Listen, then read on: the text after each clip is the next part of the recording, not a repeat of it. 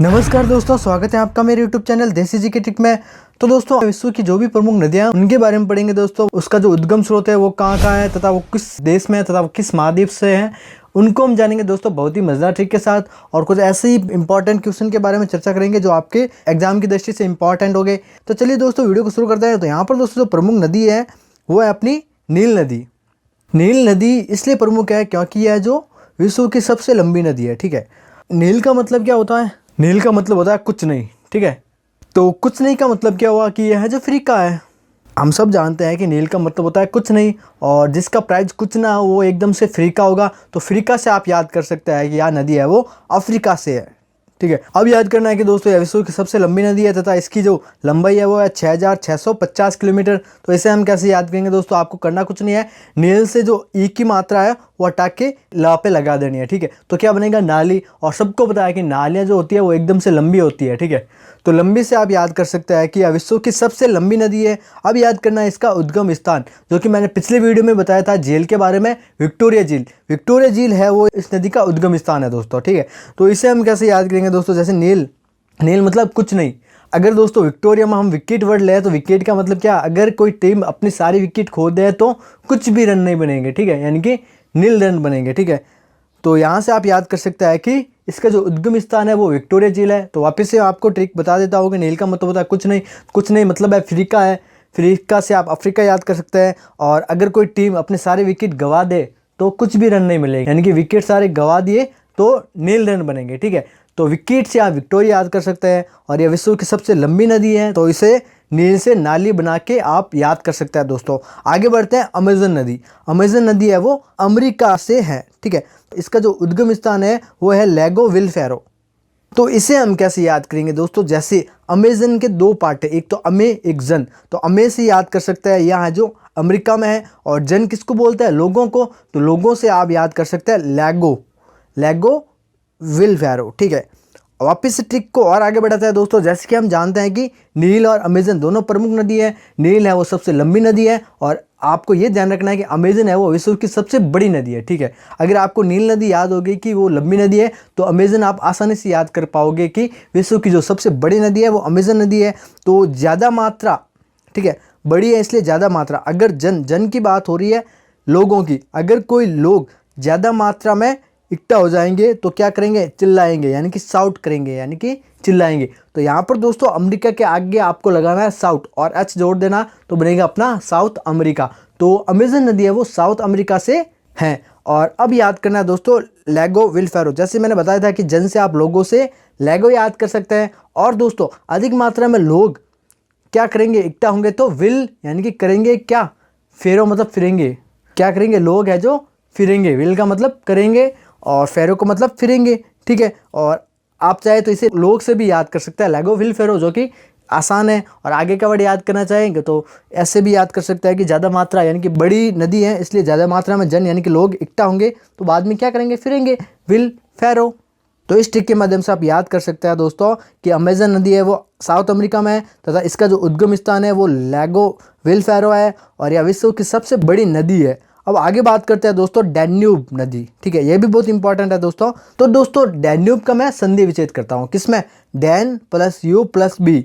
ठीक है, तो यहाँ आपकी ट्रिक है, इसमें आपके सारे के सारे आंसर है जो छुपे हुए हैं। डैन मतलब क्या होता है दोस्तों? गुफा, शेर की गुफा। ठीक है, और गुफा कहाँ पर होती है? फॉरेस्ट में। तो इस प्रकार आप याद कर सकते हैं कि इसका जो उद्गम स्थान है वो ब्लैक फॉरेस्ट है। ठीक है, अब बात रही यू, तो यू से कौन सा महाद्वीप बनता है? यू से यूरोप। तो इससे आप याद कर सकते हैं कि डैन्यूब नदी है वो यूरोप से है। ठीक है, अब बी का मतलब क्या हुआ? ए का मतलब 1 हुआ, बी का मतलब क्या होगा? 2। बी है जो 2 नंबर पे आता है। ठीक है, तो इस प्रकार आप याद कर सकते हैं कि यूरोप की सेकेंड लार्जेस्ट नदी है वो है डैन्यूब नदी। ठीक है, बी का मतलब है 2, तो यूरोप की सेकेंड लार्जेस्ट नदी है वो है डैन्यूब नदी। और यू का मतलब हुआ यूरोप, और डैन का मतलब हुआ गुफा। गुफा कहाँ पर होती है? फॉरेस्ट में। तो इसका जो उद्गम स्थान है वो है अपना ब्लैक फॉरेस्ट। और आगे दोस्तों यूरोप की सबसे बड़ी नदी है उसके बारे में भी हम बात करेंगे। आगे बढ़ते हैं दोस्तों कांगो नदी। तो अगर दोस्तों हम कांगो से एक वर्ड बनाए कंगा, तो कंगे का यूज क्या होता है? कंगा गहरे बालों में जाएगा। सीधी सी बात है कि कंगा जो भी होगा वो गहरे बालों में जरूर जाएगा। ठीक है, तो ट्रिक है हमारी, कांगो से हम वर्ड बनाएंगे कंगा, तो कंगा है वो गहरे बालों में जाएगा, तो कंगा से आप याद कर सकते हैं कांगो। गहरे से मतलब यह हुआ कि कांगो नदी है वो विश्व की सबसे गहरी नदी है, और बाल से हम उल्टा करें तो बनेगा लबा। तो इस प्रकार दोस्तों इसका जो उद्गम स्थान है वो है अपना लुआ लबा नदी। क्या है? लुआ लबा नदी। ये हमने बाल से याद किया, ठीक है। अब जाएगा से हम बना दे जायरा, तो इसका जो उपनाम है कांगो नदी को जायरा नदी के नाम से भी जाना जाता है दोस्तों। बहुत सिंपल सी ट्रिक है दोस्तों, कांगो से एक वर्ड बनाएंगे कंगा, तो कंगा है वो गहरे बालों में जाएगा, तो गहरे से अपना याद आएगा कि ये विश्व की सबसे गहरी नदी है, और बाल से उल्टा करेंगे तो बनेगा लबा, तो लुआ लबा रिवर है वो इसका उद्गम स्थान है। और जाएगा से हम बना सकते हैं जायरा, यानी कि इसका जो अन्य नाम है वो जायरा नदी है। आगे बढ़ते हैं दोस्तों मैकेंजी, तो इसे हम कैसे याद करेंगे दोस्तों? मैकेंजी को भी हम अलग अलग पार्ट में डिवाइड करते हैं, मैं प्लस कैन प्लस जी, जैसे हमने डैन्यूब को किया था, ठीक है। तो मैं से हम मैकेंजी याद कर सकते हैं, कैन का मतलब यह हुआ कि यह कैन मतलब कनाडा या कनाडा से है, और जी से हम याद कर सकते हैं ग्रेट स्लैव लेक, यानी कि इसका जो उद्गम स्थान है वो जी से बनेगा अपना ग्रेट स्लैव लेक। तो इस ट्रिक के माध्यम से आप याद कर सकते हैं कि मैकेंजी नदी है वो कनाडा से है, और इसका जो उद्गम स्थान है वो है अपना ग्रेट स्लैव लेक, यानी कि ग्रेट स्लैव झील, और यह है जो कनाडा में स्थित है। आगे बढ़ते हैं दोस्तों वोल्गा नदी, और यह है जो बल्डाई इसका जो उद्गम स्थान है, और यह है जो रूस के यूरोप में है, ठीक है, यानी कि यूरोप महाद्वीप के रूस देश में है। तो इसे हम कैसे याद करेंगे दोस्तों? वो लगा से मैं एक वाक्य बनाता हूँ, वो लगा यार ब्लड आ रहा, ठीक है, वो लगा यार ब्लड आ रहा, यानी कि एक दोस्त को क्या हो जाता है, ब्लड आ जाता है, खून आ जाता है, तो वो बोलता है कि वो लगाने का मतलब क्या है? यहाँ पर मेडिसिन और दवाई की बात कर रहा है कि वो लगा यार ब्लड आ रहा है, ठीक है। ट्रिक है वो लगा यार ब्लड आ रहा है, वो लगा से हम वाक्य बनाएंगे, वो लगा यार ब्लड आ रहा है, बस आपको इतना ध्यान रखना, ठीक है। तो वो लगा से तो वो लगा नदी बन ही रहा है, तो यार से दोस्तों यार से बनेगा अपना यूरोप, और आज से बनेगा रूस, और ब्लड आ रहा है से हम बना सकते हैं कि बल्डई, यानी कि बल्डई पर्वत है, यह इसका उद्गम स्थान है। तो दोस्तों वोल्गा नदी है वो यूरोप की सबसे बड़ी नदी है, और सेकंड नंबर में थी हमारी डैन्यूब नदी, जिसमें यू से हमने यूरोप और बी से अपने सेकंड बनाया था, ठीक है। अब बात करते हैं दोस्तों चीन की दो प्रमुख नदियों के बारे में, एक तो है अपनी यांगसी और दूसरी है हवांगहो। यांगसी नदी है वो चीन की सबसे बड़ी नदी है, और हवांगहो है वो सेकंड नंबर की नदी है, ठीक है। और इसका जो उद्गम स्थान है यांगसी नदी का वो है अपना तिब्बत, और हवांगहो का है क्यूनलुन, और इसे है जो येलो रिवर के नाम से भी जाना जाता है हवांगहो नदी को, और इसे है जो चीन का स्वाग भी कहा जाता है। तो इसे हम कैसे याद करेंगे दोस्तों? यांगसी यानी कि यंग सी, यानी कि यंग लड़के कुछ देखते हैं तो क्या होती है? तौबा तौबा होती है, ठीक है। यंग लड़के किसी को देखते हैं तो लोग तौबा तौबा करते हैं, ठीक है। तो तौबा तौबा से हम याद कर सकते हैं तिब्बत, यानी कि दो त तिब्बत में आ रहे हैं और दो बा भी आ रहा है, ठीक है, जो कि तौबा तौबा में आ रहा है, ठीक है। तो इस ट्रिक के माध्यम से याद कर सकते हैं कि यांगसी नदी है वो तिब्बत पठार से निकलती है, और हवांगहो का जो उद्गम स्थान है वो है क्यूनलुन पर्वत, और इसे येलो रिवर भी कहा जाता है।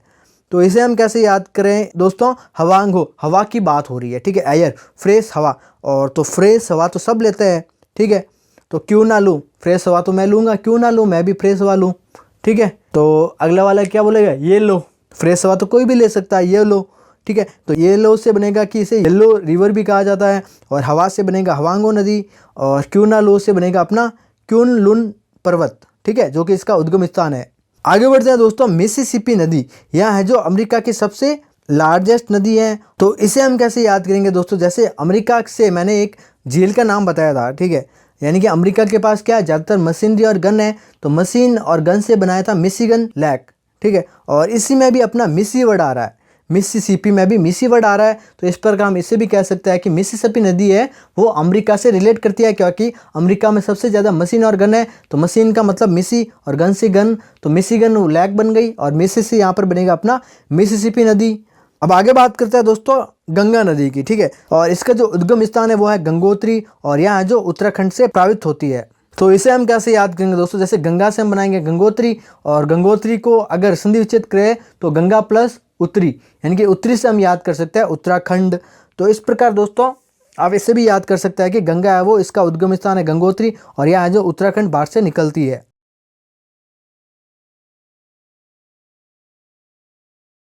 तो यहाँ पर दोस्तों पहले बात करते हैं विश्व की सबसे बड़ी झील के बारे में, जो है कैस्पियन सागर झील, और इसका जो क्षेत्रफल है वो है 3,71,000 वर्ग किलोमीटर।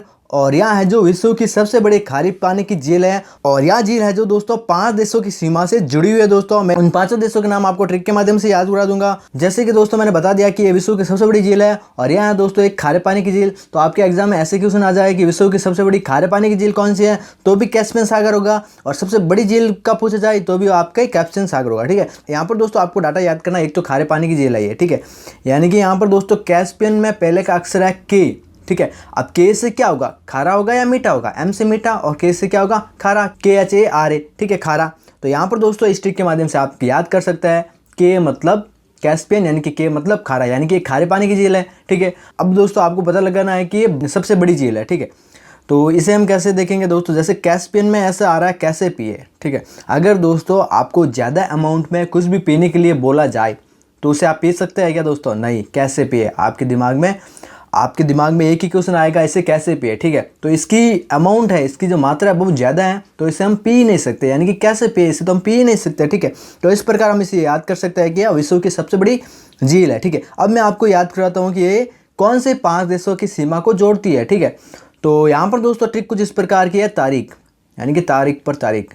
सनी देओल देता है तारीख पर तारीख, आज मैं आपको दे रहा हूँ कैस्पियन सागर पर तारीख पर तारीख। ठीक है, आपको बस ये ध्यान रखना है कि तारीख में आपको एच हटाना है, यानी कि तारीख ना बोल के तारीख बोलना है। ठीक है, तो यहाँ पर दोस्तों टी से बनेगा अपना तुर्कमेनिस्तान, और ए से बनेगा अजरबैजान, आर से बनेगा अपना रूस, आई से बनेगा अपना ईरान, और के से बनेगा अपना कजाकिस्तान। अगर दोस्तों आपको थोड़ा सा भी याद रहा इस तारीख वर्ड का, तो दोस्तों अगर आपको एग्जाम टाइम में इस देशों के नाम याद ना भी रहे तो इसके अक्षर का मिलान करके आप ऑप्शन को राइट कर सकते हैं। दोस्तों आपके एग्जाम में ऐसे क्वेश्चन आएंगे कि ईरान देश है वो निम्न में से किस झील पर स्थित है। ठीक है, ऐसे आपके क्वेश्चन आएंगे, या फिर ऐसा आएगा कि तुर्कमेनिस्तान देश है वो निम्न में से किस झील की सीमा पर स्थित है। ठीक है, उस टाइम पर यह क्वेश्चन है जो आपके लिए इंपॉर्टेंट हो जाएंगे दोस्तों। ठीक है, तो मैं आपको वापस इसका रिवाइज करा देता हूँ कि कैस्पियन सागर है वो विश्व की सबसे बड़ी झील है, और यह खारे पानी की झील है, और इसका जो क्षेत्रफल है वो है 3,71,000 वर्ग किलोमीटर, और इसकी सीमा पर 5 देश हैं, तुर्कमेनिस्तान, अजरबैजान, रूस, ईरान तथा कजाकिस्तान। आगे बढ़ता है दोस्तों विश्व की 2nd नंबर लार्जेस्ट झील।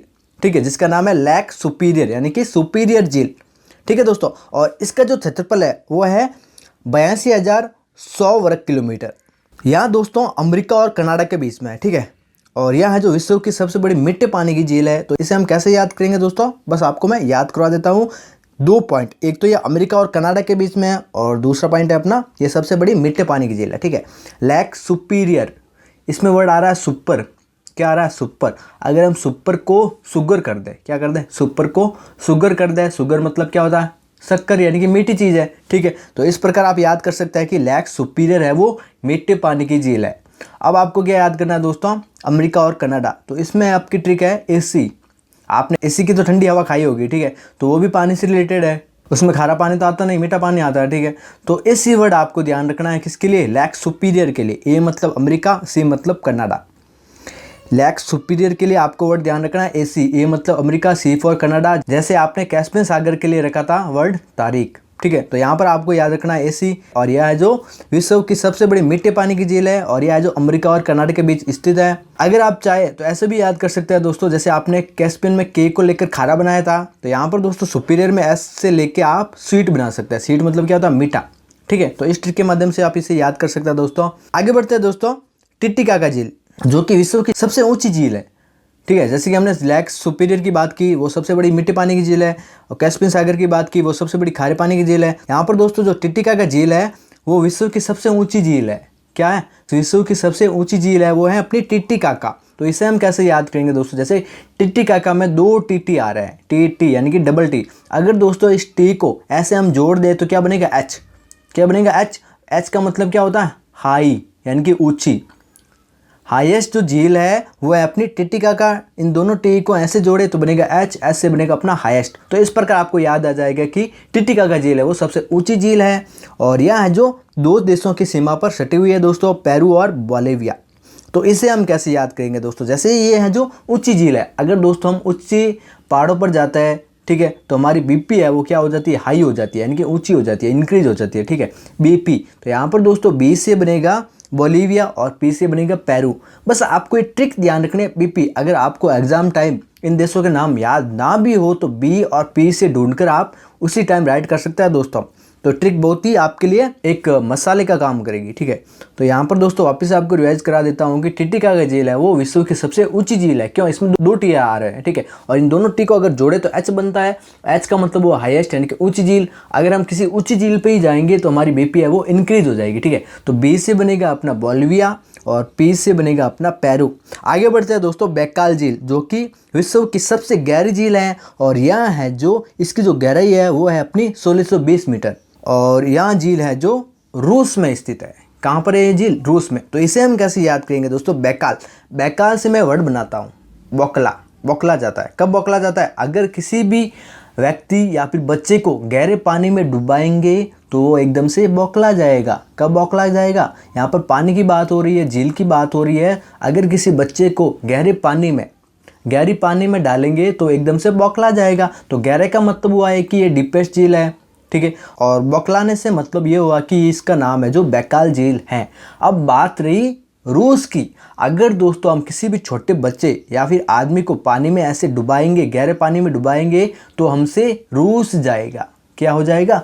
रूस जाएगा। रूसने का मतलब क्या हुआ? रूठना, ठीक है। तो रूस जाएगा, रूस से अपना बनेगा यह है जो रूस देश में है। अब दोस्तों बात करते हैं कुछ अफ्रीका की 2 प्रमुख झीलों के बारे में। एक तो अपनी टांगानिका झील और दूसरी है अपनी विक्टोरिया झील। दोनों ही बहुत ही इंपॉर्टेंट है। टांगानिका झील है वो विश्व की सबसे लंबी झील है और यहाँ है जो एक मीठे पानी की झील है जिसकी लंबाई है वो 660 किलोमीटर है। और यह है जो वर्ल्ड की सेकंड डीपेस्ट झील है। किसके बाद? बैकाल झील के बाद। और यह है जो सेकंड ओल्डेस्ट फ्रेश वाटर झील है और यह है जो सेकंड लार्जेस्ट बाय वॉल्यूम यानी कि आयतन के हिसाब से सबसे बड़ी झील है, ठीक है, सेकंड नंबर पे। इसी कारण ये जो झील है जो इंपॉर्टेंट हो जाती है दोस्तों। और यह है जो अफ्रीका में। और दूसरी जो झील है वो अपनी है विक्टोरिया झील और यह है जो विश्व की 3rd लार्जेस्ट झील है। पहली तो है अपनी कैस्पियन सागर, दूसरी है अपनी लेक सुपीरियर और 3rd नंबर पे आती है विक्टोरिया झील जो कि अफ्रीका में है। तो यहाँ से आपका डायरेक्ट क्वेश्चन ये बनता है कि अफ्रीका महाद्वीप की सबसे बड़ी झील कौन सी है? जैसे दोस्तों कैस्पियन सागर और लेक सुपीरियर है वो अफ्रीका महाद्वीप में नहीं थी, तो यहाँ पर दोस्तों विक्टोरिया झील है वो अफ्रीका महाद्वीप में है। तो यहाँ पर आपका क्वेश्चन अफ्रीका से बनेगा कि अफ्रीका महाद्वीप की सबसे बड़ी झील कौन सी है, तो वहाँ पर आपको विक्टोरिया राइट करना होगा दोस्तों, ठीक है। यह है जो दोस्तों प्रमुख 3 देशों के सीमा से जुड़ी हुई है, केन्या, युगांडा तथा तंजानिया। इसमें से जो युगांडा और तंजानिया दोनों की जो अंतर्राष्ट्रीय सीमा है वो है जो विक्टोरिया झील ही बनाती है, ठीक है। यानी कि विक्टोरिया झील है वो युगांडा तथा तंजानिया दोनों देशों की अंतर्राष्ट्रीय सीमा बनाती है दोस्तों। और जो विश्व की सबसे लंबी नदी है कौन सी? नील नदी। यह है जो इसी विक्टोरिया झील से निकलती है। यानी कि नील नदी का जो उद्गम स्थान है वो विक्टोरिया झील ही है दोस्तों।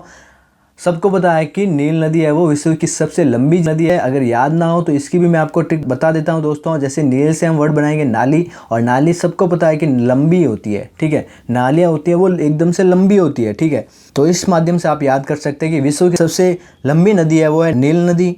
और अगर लार्जेस्ट बाई वॉल्यूम, अगर सबसे बड़ी नदी के बारे में बात की जाए तो वो है अपनी अमेजन नदी, ठीक है। और यह है जो साउथ अमेरिका में स्थित है और यह है जो 3 देशों में है, साउथ अमेरिका के ब्राज़ील, कोलंबिया तथा पेरू, ये 3 देशों में यहाँ है जो नदी प्रवाहित होती है दोस्तों। तो दोस्तों हम बात करते हैं वापस से अफ्रीका की झीलों के बारे में। 2 प्रमुख झीलें हैं, टांगानिका झील और विक्टोरिया झील। अब देखते हैं दोस्तों इनके ट्रिक के बारे में, ठीक है। जैसे हम पढ़ रहे हैं अफ्रीका की 2 प्रमुख झीलें पढ़ रहे हैं, तो आपको अफ्रीका वर्ड में से आपको फ्रीका वर्ड याद रखना, फ्रीका वर्ड। अब दोस्तों फ्रीका क्या होता है? अगर मैं बात करूँ टीवी और केबल में, डिश केबल होती है कनेक्शन वाली, तो टीवी और केबल में फ्री कौन है? टीवी फ्री है। यानी कि टीवी होता है वो फ्री का होता है और केबल होता है वो पैसों का होता है। ट्रिक क्या है कि फ्री का, अफ्रीका से हम बनाएंगे फ्री का, तो फ्री का क्या है? टीवी है फ्री का, ठीक है। तो टी से बनेगा अपना टांगानिका झील, वी से बनेगा अपना विक्टोरिया झील। अब बात ही दोस्तों केबल की, केबल होता है पैसों का। अगर दोस्तों केबल को कट यानी कि काट के ले जाएंगे, क्यों? अगर हम पैसे नहीं भरेंगे तो हमें नया लाना पड़ेगा। अगर केबल वाला आपकी केबल कट कर जाए, अगर आप पैसा ना भरोगे, क्योंकि फ्री की तो टीवी है, केबल का तो पैसा देना पड़ेगा आपको, तो वो कट करके ले जाएगा तो आपको नया लाना पड़ेगा, ठीक है। अब दोस्तों इनके डाटे के बारे में जानते हैं कि इस ट्रिक में है क्या। टी से बनेगा अपना टांगानिका, वी से बनेगा अपना विक्टोरिया झील, और यहाँ जो अफ्रीका से हमने अफ्रीका याद किया था, तो ये दोनों झील अफ्रीका में है, ठीक है। तो अब बात हो रही कट की, अगर काट के ले जाए तो सी से बनेगा अपना केन्या, यू से बनेगा अपना युगांडा, टी से बनेगा अपना तंजानिया। अब आप ये भी पूछ सकते हैं कि सर सी से आपने केन्या कैसे बना दिया, सी से तो कनाडा भी तो हो सकता है, ठीक है। तो मैंने आगे का वर्ड लिखा है नया लाना पड़ेगा, नया। तो सी से क्या बनेगा, नया से केन्या, नया, केन्या में आपका नया वर्ड आता है, इसी कारण मैंने ये नया वर्ड जोड़ा है। तो यहाँ पर दोस्तों आपको सी से केन्या ही याद आएगा नया वर्ड से। तो यहाँ पर दोस्तों जो विक्टोरिया झील है वो 3 देशों में है, केन्या, युगांडा तथा तंजानिया। और यहाँ जो अफ्रीका महाद्वीप में है, ये डाटा भी आपको याद हो गया। और इसका जो क्षेत्रफल है वो है 69,484 वर्ग किलोमीटर। आगे बढ़ते हैं दोस्तों, 2 प्रमुख जिलों के बारे में बात करते हैं जो कि कैस्पियन सागर के एक तो राइट साइड है और एक है लेफ्ट साइड। तो यहाँ पर दोस्तों हम पहले बात करते हैं वान झील की, जो कि कैस्पियन सागर के लेफ्ट साइड में है। और यह इसलिए इम्पोर्टेंट है क्योंकि विश्व की जो सबसे लवणीय झील है वो है अपनी लेक वान। तो इसे हम कैसे याद करेंगे दोस्तों, जैसे हमने कैस्पियन सागर के बारे में पढ़ा था कि ये सबसे खारे पानी की झील है और इसके जस्ट लेफ्ट साइड में है। तो हम ऐसे भी ऐसे समझ सकते हैं कि जो कैस्पियन सागर का जो उसका जो नमक है वो किनारों पे आ गया तथा इस वान झील में घुस गया, ठीक है। इस ट्रिक के माध्यम से आप इसे आसानी से समझ सकते हैं कि कैस्पियन सागर है वो तो पूरी खारी है, तो इसके पास जो झील होगी वो एकदम से लवणीय होगी, ठीक है। तो लेक वान है वो विश्व की सबसे बड़ी लवणीय झील है। अब बात करते हैं दोस्तों अरल सागर की, जो कि इस कैस्पियन सागर के राइट साइड में है। और यहाँ जो 2 देश कजाकिस्तान तथा उज्बेकिस्तान के मध्य है।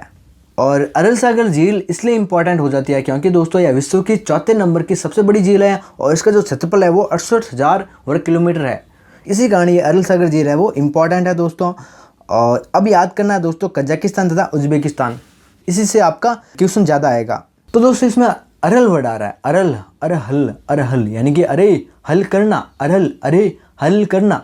कजाकिस्तान क जा के आज करना है क्या, आगे वाला क्या बोलेगा, जब हल हो तब बता देना, ठीक है। मैथ्स का कुछ क्वेश्चन है तो एक बोल रहा है अरे हल करना, दूसरा बोलेगा कजाकिस्तान यानी कि आज करोगे, के आज से बनेगा अपना कजाकिस्तान। आगे वाला क्या बोलेगा, जब हल हो तब बता देना। तो जब वर्ड है वो इंपॉर्टेंट है। उज्बेकिस्तान में आपका वर्ड आ रहा है जब, जब हल हो तब बता देना। जैसे कि कजाकिस्तान और उज्बेकिस्तान में पीछे के वर्ड तो सेम ही है, आगे के वर्ड कजा और उज्बे ये अलग है, ठीक है। बस आपको ये याद आ जाए तो आपको देश का नाम भी याद आ जाएगा, ठीक है। तो यहाँ पर दोस्तों अरहल यानी कि अरे हल की बात कर रहे हैं, मैथ्स के क्वेश्चन की बात कर रहे हैं 2 स्टूडेंट के आज हल हो जाएगा, के आज से आपका कजाकिस्तान। आगे वाला क्या बोलेगा, जब हल होगा मैं आपको बता दूंगा, ठीक है। जब से आपका क्या बनेगा, उज्बेकिस्तान, उज्बेकिस्तान। तो इस ट्रिक के माध्यम से आप इसे भी याद कर सकते हैं दोस्तों। अब मैं आपको कुछ ऐसे इंपॉर्टेंट क्वेश्चन बताता हूं जो आपके एग्जाम की दृष्टि से इंपॉर्टेंट है। तो पहला क्वेश्चन है दोस्तों, किस देश को 1000 जिलों की भूमि कहा जाता है। डायरेक्ट क्वेश्चन है दोस्तों, किस देश को 1000 जिलों की भूमि कहा जाता है। तो बस आपको याद रखना है कि वो है जो फिनलैंड है। क्या है, फिनलैंड। अगला क्वेश्चन है दोस्तों, उंगली नुमा झीलों के लिए प्रसिद्ध देश कौन सा है। उंगली नुमा झीलों के लिए प्रसिद्ध देश कौन सा है, तो वो है अपना संयुक्त राज्य अमेरिका।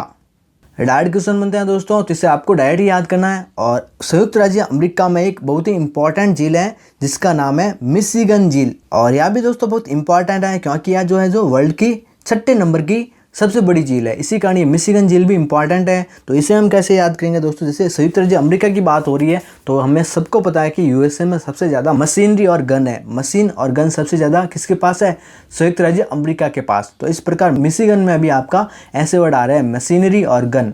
तो इस ट्रिक के माध्यम से आप इसे भी याद कर सकते हैं कि मिशिगन झील है वो संयुक्त राज्य अमेरिका में है और संयुक्त राज्य अमेरिका को ही उंगलीनुमा झीलों के लिए प्रसिद्ध देश माना जाता है दोस्तों। और इसके अलावा आपको जो ध्यान रखना है वो है अपने संयुक्त राज्य अमेरिका से ही है दोस्तों, और वो है अपना ईरा व अंटोरिया झील के मध्य कौन सा जलप्रपात बना हुआ है, तो इसका नाम है अपना नियाग्रा। और यह जो यूएसए तथा कनाडा दोनों देशों के मध्य है दोस्तों। तो यहाँ पर दोस्तों बहुत इंपॉर्टेंट क्वेश्चन बनते हैं, ईरा व अंटोरिया झील के मध्य जो जलप्रपात है उसका क्या नाम है, नियाग्रा।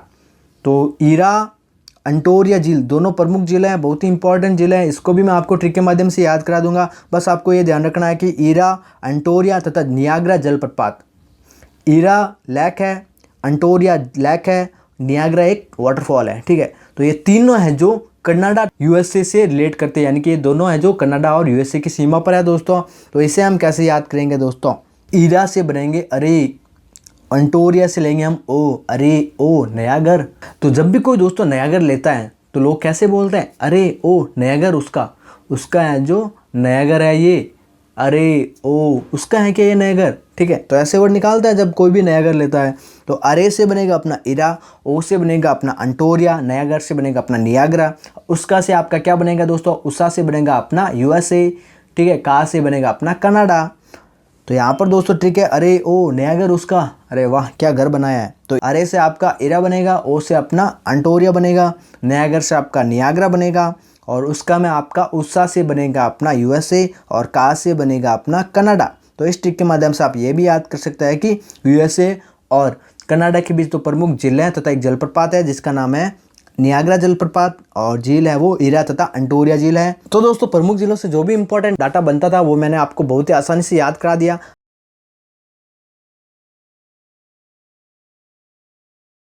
तो दोस्तों वीडियो को शुरू करते हैं। तो दोस्तों इस वीडियो में मैंने विश्व के जो भी प्रमुख उच्च 10 पर्वत हैं उनको लिया है दोस्तों, जो कि एग्जाम की दृष्टि से बहुत ही इंपॉर्टेंट है। और दोस्तों ये 10 पर्वत है, जो इसमें से जो उच्च 8 पर्वत है वो है जो नेपाल में है, यानी कि विश्व के सबसे उच्च 10 पर्वतों में से 8 पर्वत है वो नेपाल से है। जैसे दोस्तों अगर केटू गॉडविन ऑस्टिन यानी कि ऊपर से दूसरे नंबर और नीचे से दूसरे नंबर यानी कि नंगा पर्वत को छोड़ दें तो बाकी सब जो भी पर्वत है वो नेपाल से है। ये 2 पर्वत यानी कि गॉडविन ऑस्टिन तथा नंगा पर्वत ये है जो पाक ऑक्युपाइड कश्मीर क्षेत्र गिलगिट के बाल्टिस्तान में है, ठीक है दोस्तों।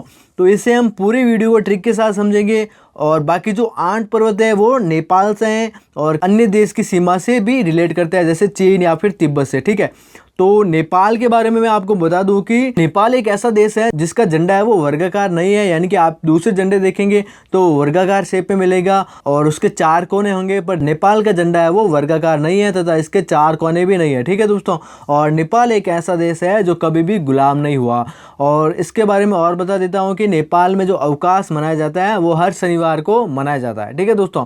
तो ये नेपाल के बारे में कुछ प्रमुख तथ्य हैं, इनको आपको ध्यान रखना है। अब बात करते हैं दोस्तों इन पर्वतों के बारे में, ट्रिक के साथ इनको याद करेंगे दोस्तों। तो दोस्तों पहले हम बात करेंगे विश्व की सबसे ऊंची चोटी माउंट एवरेस्ट के बारे में, ठीक है। यानी कि विश्व की जो सबसे ऊंची चोटी है वो नेपाल में है और तथा यह पर्वत है वो चीन तथा तिब्बत तक भी फैला हुआ है। यानी कि हम कह सकते हैं कि माउंट एवरेस्ट पर्वत है वो नेपाल, चीन व तिब्बत तक फैला हुआ है, ठीक है दोस्तों। और यह सबसे ऊंची चोटी है वो नेपाल में है और इसकी जो लंबाई है वो है 8,848 मीटर और फिट में बोला जाए तो 29,029 यानी कि 29,029 फीट इसकी ऊंचाई है दोस्तों। और इस पर्वत पर सबसे पहले चढ़ाई करने वाले व्यक्ति थे अपने शेरपा तेंजिंग जो कि बाहर से थे, और उनके साथ थे एडमंड हिलरी जो कि न्यूजीलैंड से थे, और इन्होंने जो 29 मई 1953 ईस्वी में इस पर चढ़ाई की थी। और दोस्तों आपको ये भी ध्यान रखना है कि इसे नेपाली में सागर माता बोला जाता है जिसका अर्थ होता है सुरों का शीर्ष, और तिब्बत में इसको चोमालुंगमा यानी कि पर्वतों की रानी, इसको तिब्बत में चोमालुंगमा बोला जाता है, और संस्कृत में इसको देवगिरी बोला जाता है दोस्तों। और दोस्तों आपको ये भी ध्यान रखना है कि भारत की जो प्रथम महिला इस पर चढ़ाई करने वाली थी वो थी अपनी बैछेंद्री पाल, जो कि 24 मई 1954 ईस्वी में इस पर चढ़ी थी। और यह दोस्तों पूरा जो माउंट एवरेस्ट का क्षेत्र है वो हिमालय की सब रेंज जिसका नाम है महालंगूर हिमालय, इसका एक भाग है दोस्तों।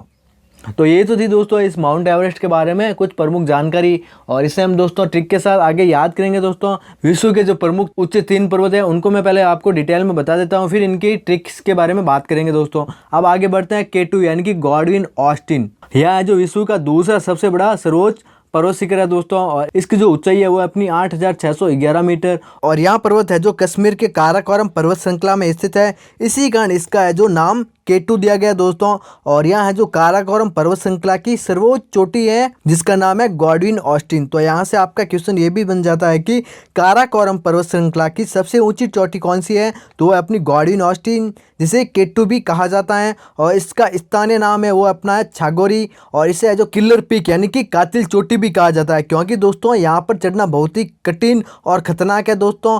इसी कारण यह जो यहाँ पर ओनली 250 लोग ही चढ़ पाए हैं दोस्तों, जबकि विश्व की सबसे ऊंची चोटी माउंट एवरेस्ट पर लगभग 2200 लोग चढ़ चुके हैं, क्योंकि वहाँ पर खतरा नहीं है, ठीक है। इसी कारण यह जो यहाँ पर ओनली जून और अगस्त के महीने में ही इस पर चढ़ा जाता है, और सर्दी में इस पर कोई भी लोग चढ़ाई नहीं करता है दोस्तों। इसी कारण इसे है जो किलर पीक यानी कि कातिल चोटी भी कहा जाता है। और यहाँ है जो दोस्तों पाक ऑक्युपाइड कश्मीर यानी कि पाक अधिकृत कश्मीर का एक क्षेत्र है जो भारत में अवस्थित है। आधिकारिक तौर पर यह जो क्षेत्र है वो हमारा है, परंतु इस समय इस पर अधिकार है वो पाकिस्तान का है। इसी कारण दोस्तों कभी कभी इसका उत्तर यानी कि हमारे लिए भारत की सर्वोच्च चोटी K2 ना होकर कंचनजंगा भी हो जाती है। ठीक है दोस्तों, क्योंकि आपको एग्जाम में कभी कभी नहीं मिलेगा, क्योंकि यहाँ एक विवादित क्षेत्र है, इसी कारण इसमें भारत का नाम कभी कभी ना आकर आपको कश्मीर या फिर पाकिस्तान या फिर इसका प्रमुख स्थान जो कि गिलगिट बाल्टिस्तान है वो आपको मिलेगा। ठीक है दोस्तों, अगर दोस्तों आपके एग्जाम में ऐसे क्वेश्चन आए कि भारत की सर्वोच्च चोटी कौन सी है, अगर आपको ऑप्शन में K2 मिले तो आपका K2 राइट होगा, अगर K2 ना हो तो आपको कंचनजंगा ऑप्शन राइट करना होगा दोस्तों। और कंचनजंगा है वो विश्व की तीसरी ऊंची सबसे चोटी है जो कि सिक्किम तथा नेपाल में स्थित है दोस्तों। और इसकी जो ऊंचाई है वो अपनी है 86 मीटर यानी कि 8,586 मीटर इसकी ऊंचाई है दोस्तों। और दोस्तों K2 क्षेत्र है वो विवादित क्षेत्र होने के कारण भारत की सर्वोच्च चोटी है वो कंचनजंगा को माना जाता है। ठीक है दोस्तों, और इसे दोस्तों नेपाली में कुंभकर्ण लंगूर भी कहा जाता है। अब दोस्तों हमने इस 3 प्रमुख चोटियाँ माउंट एवरेस्ट, K2 यानी कि गॉडविन ऑस्टिन और कंचनजंगा, इसको हमने थोड़ा डिटेल में पढ़ा है क्योंकि यहाँ से आपका डायरेक्ट क्वेश्चन बनता है। ठीक है, अब दोस्तों ट्रिक के बारे में इसको समझता है कि कौन सी चोटी है वो कहाँ पर है। ठीक है दोस्तों, तो यहाँ पर दोस्तों प्रमुख 10 चोटियाँ हैं, Mount Everest, Godwin Austen, Kanchenjunga, Lhotse, Makalu, Cho Oyu, Dhaulagiri, Manaslu, Nanga Parbat तथा अन्नपूर्णा। दोस्तों मैंने इसके क्रम वाइज सेट किया दोस्तों, यानी कि सबसे ऊंची चोटी से लेकर इनका जो मैंने नाम दे रखा है दोस्तों। तो बस आपको ये ध्यान रखना है दोस्तों, ऊपर से दूसरी और नीचे से दूसरी, यानी कि K2 तथा नंगा पर्वत, यह है जो पाक ऑक्यूपाइड कश्मीर का एक क्षेत्र है दोस्तों। ठीक है, यानी कि मैं आपको पाक ऑक्यूपाइड कश्मीर से याद कराऊंगा तो आप समझ आएंगे कि यह गिलगिट बाल्टिस्तान में है और यह है जो कश्मीर का क्षेत्र है जो कि अभी पाकिस्तान में। ठीक है दोस्तों, तो जिस प्रकार आपका क्वेश्चन बने उस प्रकार आप ऑप्शन को राइट कीजिए दोस्तों।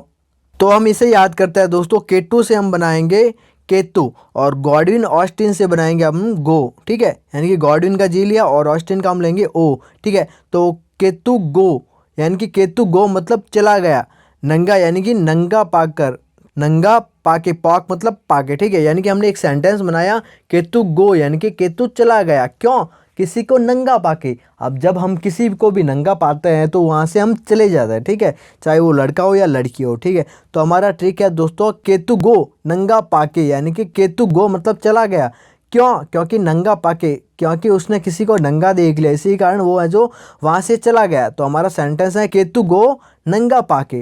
तो केतु से बनेगा अपना K2 और गो से बनेगा गॉडविन ऑस्टिन, यानी कि K2 का जो उपनाम है वो अपना गॉडविन ऑस्टिन। ठीक है, और नंगा से बनेगा अपना नंगा पर्वत और पाके से बनेगा अपना पॉक, यानी कि पाक ऑक्यूपाइड कश्मीर का यह क्षेत्र है। अब बाकी जो पर्वत है यानी कि माउंट एवरेस्ट जो कि नेपाल और चीन में है। ठीक है, लाहौत्से जो कि नेपाल और चीन में है, मक्कलू जो कि नेपाल और चीन में, इन तीनों को हम याद करते हैं दोस्तों ट्रिक के साथ। ठीक है, तो मैंने दोस्तों ट्रिक बनाई है एवरेस्ट में रेस्ट से लेके। ठीक है, एवरेस्ट में हमने एक वर्ड लिया रेस्ट, जब हम रास्ते में होते हैं तो किसी भी मकान में रुकते हैं, यानी कि रिश्तेदार के घर रुकता है रेस्ट के लिए। ठीक है, तो ट्रिक है दोस्तों, मकान में रेस्ट लिया, चाय ना लिया। ठीक है, यानी कि हम उस मकान में रुके, रेस्ट लिया, हमने रेस्ट की, पर चाय, जो चाय दी जाती है मेहमानों को, वो हमने नहीं लिया, यानी कि ओनली रेस्ट किया। ठीक है, तो ट्रिक है मकान में रेस्ट लिया पर चाय ना लिया। तो मकान से आपका मकालू याद आएगा, रेस्ट से आपका एवरेस्ट याद आ जाएगा और लिया से आप लो हाथ से बना सकते हैं। ठीक है, लिया लो हाथ से। ठीक है, और चाइना से आपका याद आएगा चाइना, यानी कि यह जो तीनों है जो चाइना में है। और मैंने आपको पहले ही बता दिया कि जो प्रमुख ऊपर से 10 हाईएस्ट जो चोटियाँ है उनमें से 8 यानी कि पाक ऑक्यूपाइड कश्मीर के क्षेत्र को छोड़ दे तो बाकी जो 8 चोटियाँ बचती है वो नेपाल से है। ठीक है, तो आपको ये तो ध्यान रखना ही है कि ये सारी चोटियाँ वो नेपाल से है और इनके जो साथ में देश है उनका नाम मैं आपको अभी याद करा रहा हूँ दोस्तों। चाइना से हम याद करेंगे चीन, यानी कि मक्कालू, एवरेस्ट तथा लाहौत्से, ये तीनों है जो नेपाल में तो है ही है, इसके साथ कहाँ पर है, चाइना यानी कि चीन में है। ठीक है दोस्तों, तो यहाँ पर ट्रिक है मकान में रेस्ट लिया पर चाइना लिया। ठीक है, तो मकान से आपका मकालू बनेगा, रेस्ट से आपका एवरेस्ट बनेगा, लिया से आपका लाहौत्से बनेगा और चाइना से आपका चीन बनेगा। ठीक है, आगे बढ़ते हैं दोस्तों, चोयू पर्वत जो कि विश्व का 6ठे नंबर पर ऊंचा पर्वत है और यह है जो नेपाल के साथ तिब्बत में है। ठीक है, तो इसे हम कैसे याद करेंगे दोस्तों, तिब्बत को हमको पता ही है कि बाकी जो 8 पर्वत बचते हैं वो नेपाल से तो है ही है। ठीक है, तो आपको यहाँ पर तिब्बत वर्ड याद करना है। तो चोयू को चोओयू भी कहा जाता है दोस्तों। तो चोयू को आगे का वर्ड है चौ, यानी कि चौंच का बोल रहा है। ठीक है, चोयू चौंच, चोयू चौंच। और सबको पता है कि चौंच कैसी होती है, तिखी, तो 30 से बना सकते हैं हम तिब्बत। आगे बढ़ते हैं दोस्तों, धौलागिरी, मनासलू तथा अन्नपूर्णा। तीनों है जो नेपाल में है, ठीक है। यानी कि ये तीनों पर्वत है वो नेपाल में है, किसी और देश में नहीं है, ठीक है। धौलागिरी, मनासलु तथा अन्नपूर्णा। तो हम अन्नपूर्णा से हमारा वाक्य वो स्टार्ट करेंगे। यानी कि अन्नपूर्णा में एक वर्ड आ रहा है अन्न, ठीक है। नेपाल में एक वर्ड आ रहा है पाल, यानी कि पालना। हम किसी को पालते हैं तो अन्न के सारे पालते हैं, ना कि मन के सारे, ठीक है। ट्रिक क्या है दोस्तों, हम किसी को भी पालते हैं ना तो हम उसे अन्न के सारे पालते हैं, ना कि मन के सारे, ठीक है। अन्न जाएगा तो हम उसे पाल पाएंगे, ठीक है। तो अन्न से बनेगा अन्नपूर्णा, पालना से बनेगा नेपाल, मन के सारे नहीं पालेंगे यानी कि मन से बनेगा मनासलु, ठीक है। और जब हम अन्न को खिलाएंगे, ठीक है, तो धोकर खिलाएंगे यानी कि दौ से बनेगा हमारा धौलगिरी पर्वत। तो वापस मैं आपको ट्रिक बता देता हूँ। अन्नपूर्णा, मनासलु तथा धौलगिरी पर्वतों को याद करने के लिए, ये तीनों जो नेपाल में है, तो किसी को भी हम पालते हैं तो अन्न के सारे पालते हैं, तो अन्न से बनेगा अन्नपूर्णा, पालने से बनेगा नेपाल, मन के सारे नहीं पालते हैं तो मन से बनेगा अपना मनासलु, और अन्न के सारे पालते हैं तो अन्न को हम धोकर खिलाते हैं, तो दो से हम याद कर सकते हैं धौलगिरी। तो इस प्रकार दोस्तों इस वीडियो में हमने विश्व के सबसे 10 उच्च पर्वतों को याद किया है दोस्तों। और इसका अगर आप पीडीएफ चाहते हैं तो मैं डिस्क्रिप्शन बॉक्स में दे दूंगा, वहाँ से आप इसका पीडीएफ डाउनलोड कर सकते हैं दोस्तों। और दोस्तों इसे ज़्यादा से ज़्यादा वीडियो को शेयर करें, और वीडियो अच्छी लगी है तो लाइक करके कमेंट बॉक्स में ज़रूर बताएं कि वीडियो कैसी थी।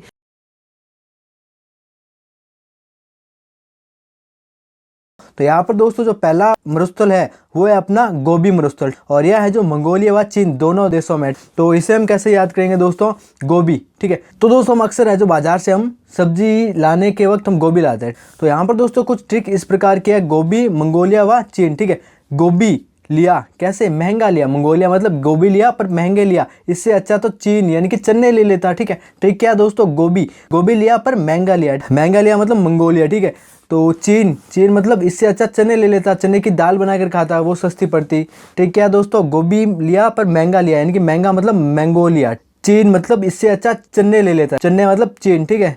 तो इस ट्रिक के माध्यम से आप याद कर सकते हैं कि जो गोबी मरुस्थल है वो मंगोलिया व चीन देश में है। और दोस्तों आपको ये भी ध्यान रखना है कि जो गोबी मरुस्थल है वो सबसे ठंडा रेगिस्तान है, ठीक है। दुनिया का जो सबसे ठंडा रेगिस्तान है वो आपका है गोबी मरुस्थल। आगे बढ़ते हैं दोस्तों, कालाहारी मरुस्थल जो कि बहुत ही इंपॉर्टेंट है। यह है जो बोत्सवाना के अफ्रीका में, ठीक है, यानी कि अफ्रीका महाद्वीप में है, और यहाँ है जो बोत्सवाना में है। तो इसे हम कैसे याद करेंगे दोस्तों, और यहाँ पर दोस्तों जो आपके एग्जाम में क्वेश्चन आएंगे वो डायरेक्ट इसके महाद्वीप से पूछा जाएगा। तो यहाँ पर आपसे डायरेक्ट क्वेश्चन पूछा जाएगा कि कालाहारी मरुस्थल है वो कहाँ पर है। तो ऑप्शन में आपको अफ्रीका मिलेगा, बहुत कम चांस है कि वहाँ पर बोत्सवाना यानी कि उसका जो प्रमुख स्थान है वो आपको देखने को मिलेगा। तो इसे हम कैसे याद करेंगे दोस्तों, जैसे कि हम जानते हैं कि अफ्रीकी लोग होते हैं वो बहुत ही क्या होते हैं, काले होते हैं। सबको पता है कि जो अफ्रीकी लोग हैं वो बहुत ही काले होते हैं। तो काले से आप कालाहारी याद कर सकते हैं, बहुत से आप बोत्सवाना याद कर सकते हैं। आगे बढ़ते हैं दोस्तों, टकलामाकन, ठीक है।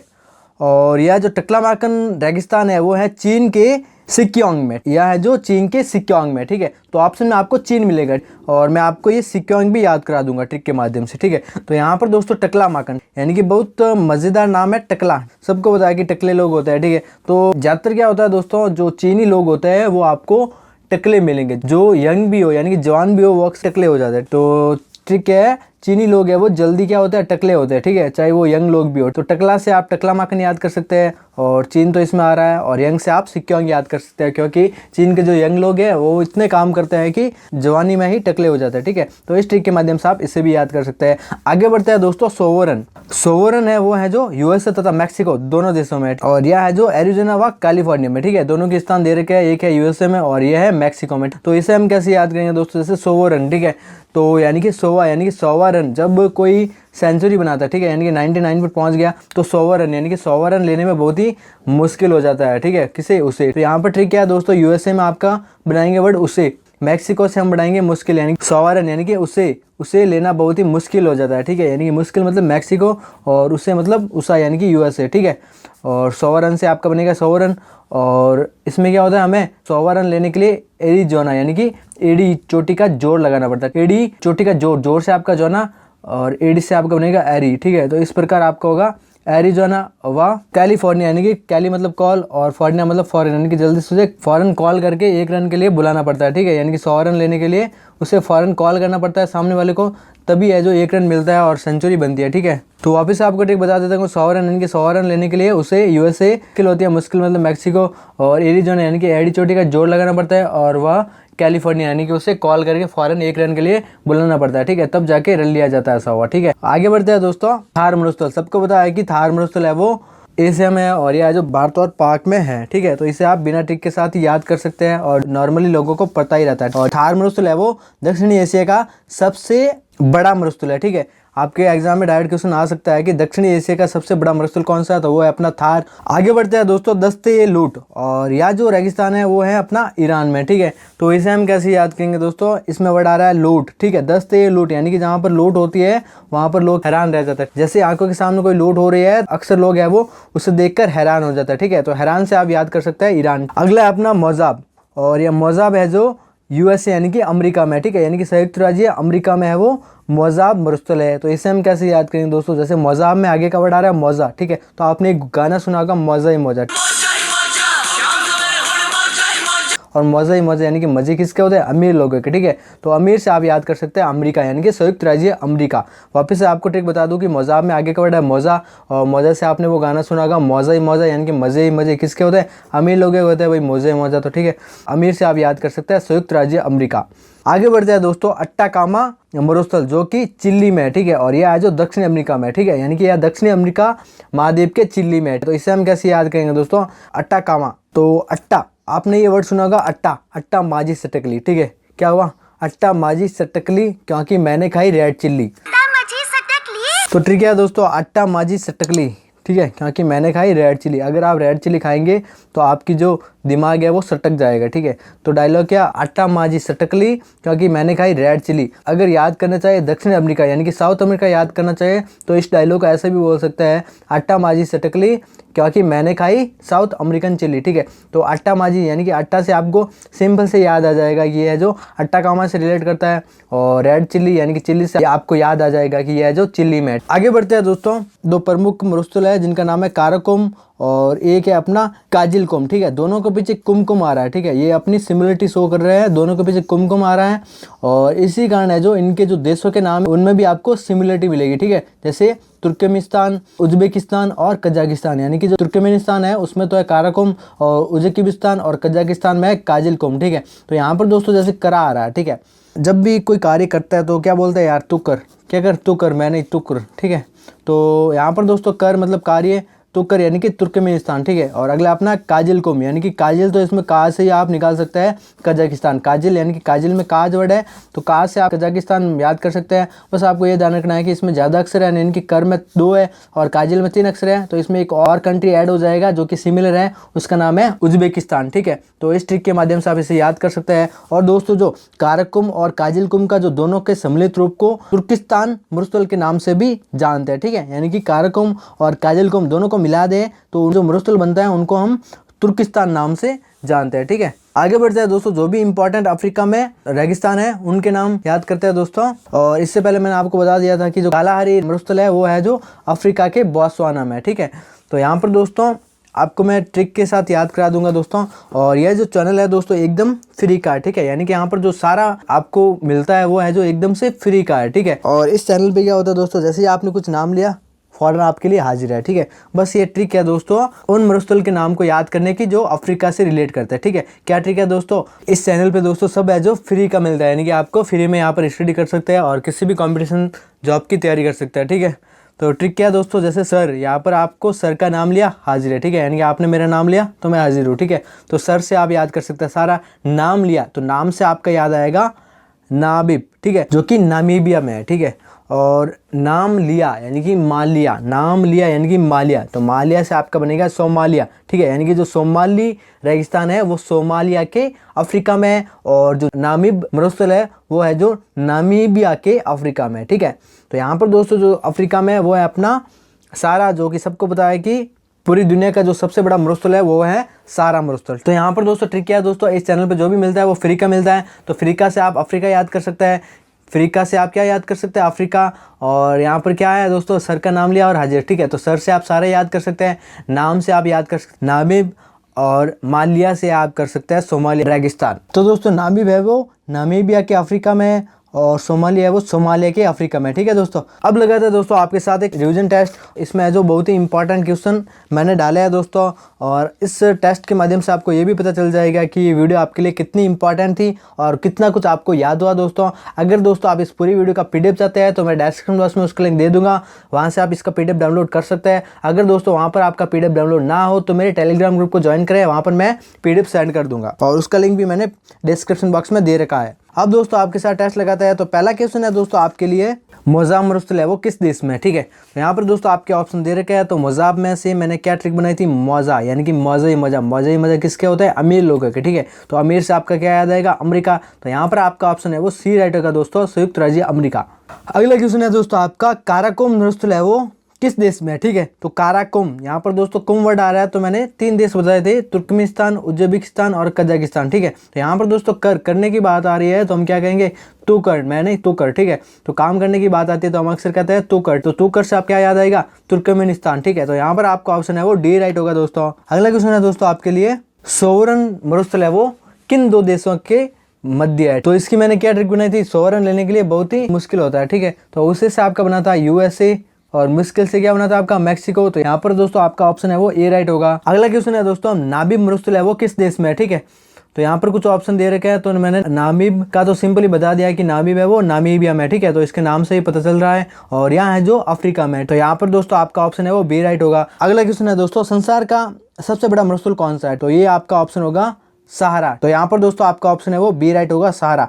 अगला क्वेश्चन है दोस्तों, दक्षिणी एशिया का सबसे बड़ा मरुस्थल कौन सा है। तो मैंने बताया था कि दक्षिणी एशिया का जो सबसे बड़ा मरुस्थल है वो है जो थार है, और यह जो भारत और पाकिस्तान दोनों देशों में फैला हुआ है। अगला क्वेश्चन है दोस्तों, गोबी मरुस्थल है वो कहाँ पर है। तो दोस्तों मैंने गोबी से रिलेटेड क्या ट्रिक बनाई थी, गोबी लिया, यानी कि गोबी लिया पर बहुत ही महंगा लिया। ठीक है, तो मेघालय से आपका क्या बनेगा, मंगोलिया। तो यहाँ पर आपका ऑप्शन है वो बी राइट होगा दोस्तों।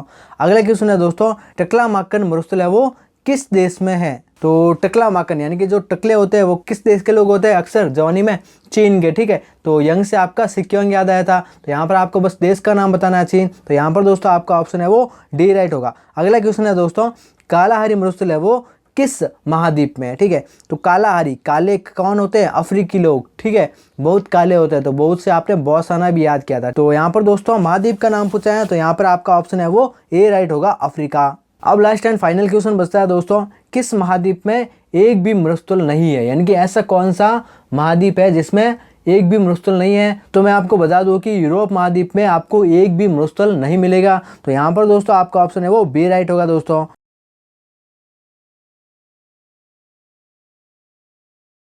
तो यहाँ पर दोस्तों हम बात करते हैं विश्व का सबसे ऊंचा जलप्रपात, जिसका नाम है एंजिल जलप्रपात, और इसकी जो ऊंचाई है वो अपनी है 979 मीटर। ठीक है, यानी कि विश्व का जो सबसे ऊंचा जलप्रपात है उसका नाम है एंजिल जलप्रपात, और यह है जो दोस्तों वेनेजुएला में स्थित है। और वेनेजुएला में एक और जलप्रपात है जिसका नाम है कुक वेनन। ठीक है, तो दोस्तों इस दोनों जलप्रपात को हम ट्रिक के माध्यम से याद करते हैं दोस्तों कि यह दोनों है जो वेनेजुएला में है।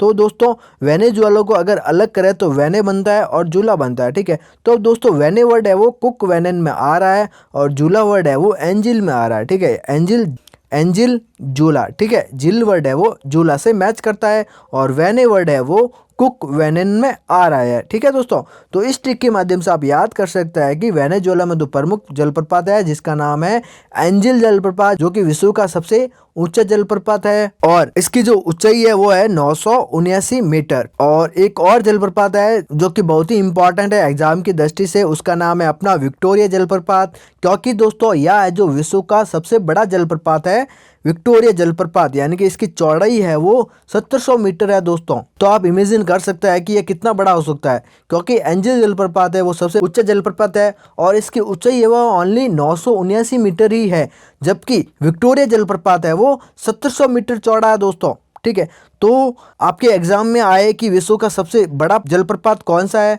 तो वो है अपना विक्टोरिया जलप्रपात, और ऊंचे की बात की जाए तो वो अपना एंजिल जलप्रपात। इसको भी हम ट्रिक के माध्यम से याद कर सकते हैं ऊंचे और बड़े के साथ दोस्तों। एंजिल किसको बोलते हैं, एंजिल यानी कि पापा की परी, एंजिल नेहा, एंजिल पूजा। ठीक है, हम फेसबुक पर अक्सर देखते हैं दोस्तों पापा की परियां होती है। ठीक है, उनको हाथ आना यानी कि उनका हाथ आना हमारे लिए मुश्किल है, यानी कि उनको पाना हमारे लिए मुश्किल है, तो हम कह सकते हैं कि उसे हम कैच ही नहीं कर सकते, यानी कि ऊंची है वो। ठीक है, क्या है, ऊंची, हमारे हाथ नहीं आनी। क्यों, क्योंकि वो ऊंची है। एंजिल है वो ऊंची है क्योंकि वो हमारे हाथ ना आनी, तो ऊंची से हम याद कर सकते हैं कि एंजिल जलप्रपात है वो ऊंचा है। और अब याद करना है दोस्तों विक्टोरिया यानी कि बड़ा है, ठीक है। जब हम दोस्तों देखते हैं विक्ट्री यानी कि जीत होती है वो बड़ी होती है, यानी कि मैंने इस पर बड़ी जीत हासिल की, ऐसे हम नहीं बोलेंगे कि मैंने इस पर ऊंची जीत हासिल की, ठीक है। विक्ट्री होती है वो हमेशा बड़ी होती है, ना कि ऊंची होती है, ठीक है। तो इससे हम याद कर सकते हैं कि विक्टोरिया जलप्रपात है वो विश्व का सबसे बड़ा जलप्रपात है। और दोस्तों जब भी हमारी विक्ट्री यानी कि जीत होती है तो हम जय जयकार लगाते हैं। जब भी हमारी जीत होती है, जीत से पहले या फिर जीत के बाद हम जय जयकार लगाते हैं, ठीक है। तो यहाँ पर हम जय जयकार किसके लगाएंगे? जय अम्बे माँ के, ठीक है। किसके? जय अम्बे के, यानी कि जय अम्बे की जय हो, ठीक है, माँ की जय हो, क्योंकि हमने जीत हासिल की है। तो जय अम्बे की हम जीत के जय जयकारे लगाते हैं। तो जय अम्बे वर्ड से हम याद कर सकते हैं कि यह जो जेम्बेंजी नदी पर स्थित है, यानी कि विश्व का सबसे बड़ा जलप्रपात विक्टोरिया जलप्रपात है वो जेम्बेंजी नदी पर स्थित है। और यहाँ है जो जिम्बाब्वे तथा जाम्बिया की सीमा पर है। जय अम्बे से हम 3 वर्ड याद कर सकते हैं, जेम्बेंजी नदी और जिम्बाब्वे तथा जाम्बिया, तीनों वर्ड है वो जय अम्बे से रिलेट करता है दोस्तों। तो दोस्तों इस ट्रिक के माध्यम से हम याद कर सकते हैं कि विक्टोरिया जलप्रपात है वो जिम्बाब्वे व जाम्बिया की सीमा पर स्थित है और यह जो अफ्रीका महाद्वीप में है। आगे बढ़ते हैं दोस्तों, कुछ प्रमुख जलप्रपात जिसका नाम है नियाग्रा जलप्रपात, ठीक है। ये बहुत ही इंपॉर्टेंट जलप्रपात है दोस्तों, नियाग्रा जलप्रपात। मैंने झीलों वाली वीडियो में भी इसको बताया था ट्रिक के माध्यम से। नियाग्रा से हमने बनाया था नया घर, और जब भी किसी का नया घर बनता है तो हम क्या बोलते हैं? अरे ओ उसका नया घर, ठीक है। एकदम से अचंभित होता है नया घर देख के, ठीक है। तो ट्रिक है दोस्तों, नया घर उसका अरे ओ, ठीक है, यानी कि अरे ओ उसका नया घर। तो नया घर से हम बना सकते हैं नियाग्रा, उसका से हम बना सकते हैं उसे से यूएसए यानी कि संयुक्त राज्य अमेरिका में है, और कहाँ से बना सकते हैं? कनाडा, यानी कि नियाग्रा जलप्रपात है वो यूएसए तथा कनाडा में, ठीक है। और अरे और ओ से हमने बनाया था कि अरे से बनाया था इरी, और ओ से बनाया था ऑन्टोरिया झील, यानी कि नियाग्रा जलप्रपात है वो इरी व ऑन्टोरिया झील के बीच में है। और इसके साथ आपको ये भी याद हो जाएगा कि इरी व ऑन्टोरिया झील है वो यूएसए तथा कनाडा में है, ठीक है। और दोस्तों यह जलप्रपात है वो सेंट लॉरेंस नदी पर है, और यह सेंट लॉरेंस नदी है वो यूएसए तथा कनाडा में बहती है। और मैंने पिछली वीडियो में बताया था जो कि प्रमुख नदियों के किनारे बसे हुए नगर, यानी कि सेंट लॉरेंस पर 2 प्रमुख नगर बसा है। सेंट से मैंने बनाया था संत, और संत किसका नाम लेता है? ओम का नाम। तो मैंने ओ से बनाया था ओटावा नगर, और एम से बनाया था मॉन्ट्रियल, यानी कि कनाडा के 2 प्रमुख नगर ओटावा तथा मॉन्ट्रियल है वो सेंट लॉरेंस नदी पर बसे हुए हैं। आगे बढ़ते हैं दोस्तों, जॉग गर्सोपा जलप्रपात जो कि भारत का है, और यह बहुत ही इंपॉर्टेंट है दोस्तों।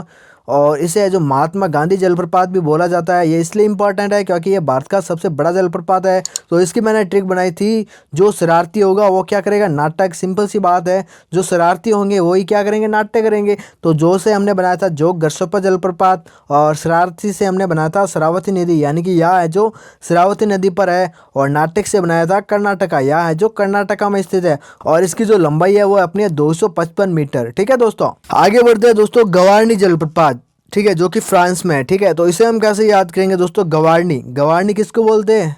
तो मैं बताता हूँ आपको दोस्तों, गवारनी किसको बोलते हैं। सबको पता है दोस्तों, गवार किसको बोलते हैं? जो अनपढ़ होता है उसे हम बोलेंगे गवार, और जो लेडीज अनपढ़ होगी उसे हम क्या बोलेंगे? गवारनी, ठीक है। सिंपल सी बात। तो गवारनी हम किसे बोल सकते हैं? जो कि अनपढ़ लड़की या फिर लेडीज हो, ठीक है। और इसे हम गवार से भी याद कर सकते हैं दोस्तों। जैसे गवार कोई भी व्यक्ति होता है अनपढ़, वो अक्सर फंस जाता है, कैसे? किसी एड्रेस में या फिर मोबाइल नंबर डायल करने में, ठीक है। ऐसी सिचुएशन में वो फंस जाता है क्योंकि वो है जो गवार है, ठीक है। गवार लोग है वो एड्रेस या फिर किसी पते पर जाने में फंस जाता है। तो फंस से आप याद कर सकते हैं फ्रांस, और गवार से हम याद कर सकते हैं गवारनी। अब आगे बात करते हैं दोस्तों कुछ प्रमुख जलप्रपात के बारे में, जो कि ज़्यादा इंपॉर्टेंट तो नहीं है, फिर भी हम इसे ट्रिक के माध्यम से याद कर लेते हैं दोस्तों। जैसे सुदरलैंड जलप्रपात है वो न्यूजीलैंड में है, तो इसे हम लैंड से याद कर सकते हैं। और इसे आप ऐसे याद ना करें तो मैं इन सबको आपको एक वाक्य के माध्यम से याद करवा देता हूँ दोस्तों। सुन यार कल तो फिर काम पे गया तो दिल्ली कान खाऊंगा, ठीक है। ट्रिक क्या है दोस्तों? सुन यार कल तो फिर काम पे गया ना तो दिल्ली कान खाऊंगा, यानी कि एक दोस्त है वो दूसरे दोस्त को बोलता है कि सुन यार कल तो फिर काम पे गया ना तो दिल्ली कान खाऊंगा तेरे, ठीक है। यानी कि तू कल काम पे गया ना फिर तो तेरे दिल्ली कान खाऊंगा मैं, ठीक है। तो बस ये अपनी ट्रिक है। तो सुन यानी कि सो से आप स्विट्जरलैंड याद कर सकते हैं, ना से आप न्यूजीलैंड याद कर सकते हैं, और यार से दो प्रमुख जलप्रपात बनते हैं योसेमाइट तथा रिबन। यहाँ से अपना योसेमाइट और यहाँ से अपना रिबन, कल से बनेगा कैलिफोर्निया, यानी कि योसेमाइट तथा रिबन जलप्रपात है वो कैलिफोर्निया में है। और तो से बनेगा अपना तुगेला, यानी कि तुगेला जलप्रपात है वो फिर, यानी कि फिर से हम बनाएंगे अफ्रीका, फिर अफ्रीका, ठीक है, यानी कि तुगेला जलप्रपात है वो अफ्रीका में है। काम से बनाएंगे हम कामराना, यानी कि ग्रेट कामराना जलप्रपात है वो गयाना, यानी कि गुआना में है। और दिल्ली से हम बनाएंगे डेला, और कान से बनाएगा कनाडा, ठीक है, यानी कि डेला जलप्रपात है वो कनाडा में है। तो इस ट्रिक के माध्यम से आप याद कर सकते हैं प्रमुख जलप्रपात। इसे आप अपने कॉपी में नोट कर सकते हैं दोस्तों, और बार बार रिवाइज कर सकते हैं दोस्तों।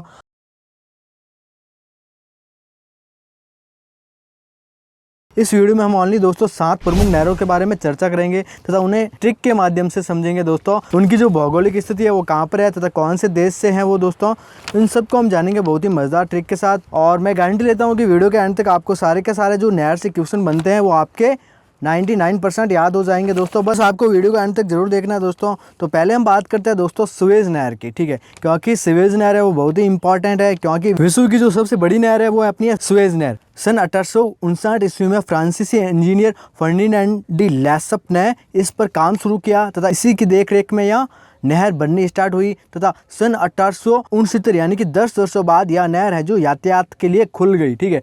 तो यहाँ पर दोस्तों यातायात भी चालू हो गया, यानी कि व्यापार भी चालू हो गया, और यह है जो जहाज रानी बन गई, ठीक है, यानी कि जहाज रानी उसे बोलते हैं जहाँ पर यातायात है जो खुल जाता है तथा साथ में व्यापार भी शुरू हो जाता है, ठीक है। और यह है जो दोस्तों लगभग 165 किलोमीटर लंबी है दोस्तों। यह है जो मिस्र देश में है। यह है जो 2 सागरों को जोड़ती है, लाल सागर तथा भूमध्य सागर, ठीक है। ये हम ट्रिक के साथ याद करेंगे दोस्तों। तो मेरी ट्रिक है दोस्तों, मिस श्वेता लाल होकर भूमि से निकली, ठीक है। जहाँ पर मिस से बनेगा मिस्र, श्वेता से बनेगा सुएज, लाल से बनेगा लाल सागर, और भूमि से बनेगा अपना भूमध्य सागर, ठीक है। बस आपको ट्रिक ध्यान रखना है कि मिस श्वेता है जो लाल होकर भूमि से निकली, तो मिस से बनेगा अपना मिस्र, यानी कि सुएज नहर है जो मिस्र देश में है। श्वेता से बनेगा अपना स्वे से लेके सुएज नहर, और लाल से बनेगा अपना लाल सागर तथा भूमि से बनेगा अपना भूमध्य सागर, ठीक है दोस्तों, यानी कि सुएज नहर है वो लाल सागर व भूमध्य सागर के बीच में है। आगे बढ़ते हैं दोस्तों पन्नामा नहर, ठीक है। और ये पन्नामा नहर है जो दोस्तों पहले अमेरिका में थी, अब इस पर अधिकार है वो पन्नामा का हो गया। यह है जो मानव निर्मित एक जलयान तथा या फिर हम कह सकते हैं कि जलयान नहर या फिर जहाज रानी है, और इसी का भी निर्माण है वो इंजीनियर फर्डिनेंड डी लेसप ने ही करवाया। और यह है जो प्रशांत महासागर तथा अटलांटिक महासागर के मध्य है। तो यहाँ पर दोस्तों इसे हम ट्रिक के साथ समझते हैं कि यह है जो प्रशांत महासागर व अटलांटिक महासागर के मध्य है। तो यहाँ पर दोस्तों पन्नामा, ठीक है, यानी कि आपको प से कोई नाम बताना है किसी सागर या महासागर का, ठीक है। पनामा यानी कि पा से स्टार्ट होने वाला नाम बताना है, ठीक है। तो पा से कौन सा नाम स्टार्ट होता है? प्रशांत, ठीक है। पा से नाम किसका स्टार्ट होता है? प्रशांत। हमको पता है कि प्रशांत महासागर ही एक ऐसा नाम है जो कि पा से स्टार्ट होता है। तो इस प्रकार दोस्तों हम प्रशांत सागर ऐसे याद कर सकते हैं, ठीक है। अब प्रशांत में एक वर्ड आ रहा है शांत, और जो भी लड़का या फिर कोई भी चीज़ शांत होती है जैसे पर्वत है, ठीक है, तो एकदम से अटल रूप में रहती है, यानी कि अपना अटल रूप धारण किए हुए रहती है, ठीक है, यानी कि उसे हम हिला भी नहीं सकते, ठीक है। तो अटल से हम याद कर सकते हैं अटलांटिक। आगे बढ़ते हैं दोस्तों सू नहर, जो कि बहुत ही इंपॉर्टेंट है, और यह है जो दोस्तों सुपीरियर झील तथा ह्यूरन झील को आपस में जोड़ती है, और यह है जो अमेरिका में स्थित है। तो इसकी हम ट्रिक बनाते हैं दोस्तों। सू से हम बनाएंगे सुपर ह्यूमन, यानी कि सुपर ह्यूमन मतलब मैन या फिर सुपर आदमी, ठीक है, यानी कि सुपर ह्यूमन, यह हमारी ट्रिक है। सू से हम बनाएंगे सुपर ह्यूमन, तो अपना सुपर से बनेगा सुपीरियर झील, और ह्यूमन से बनेगा अपना ह्यूरन झील, ठीक है। और सुपर जो मैन होता है वो कहाँ के होते हैं? अमेरिका के, ठीक है। कहाँ के होते हैं? सुपर मैन कहाँ के होते हैं? अमेरिका के, ठीक है। तो यहाँ पर दोस्तों हम ऐसे याद कर सकते हैं कि यह है जो अमेरिका में है। आगे बढ़ते हैं दोस्तों ईरी नहर, और यहाँ है जो दोस्तों यहाँ भी अमेरिका में है, और यहाँ है जो दोस्तों ईरी झील व मिशिगन झील के मध्य है। तो इसे हम कैसे याद करेंगे दोस्तों? इसकी ट्रिक है, ईरी से हम बनाएंगे अरे मशीनरी और गन, ठीक है। क्या ट्रिक है? अरे मशीनरी और गन।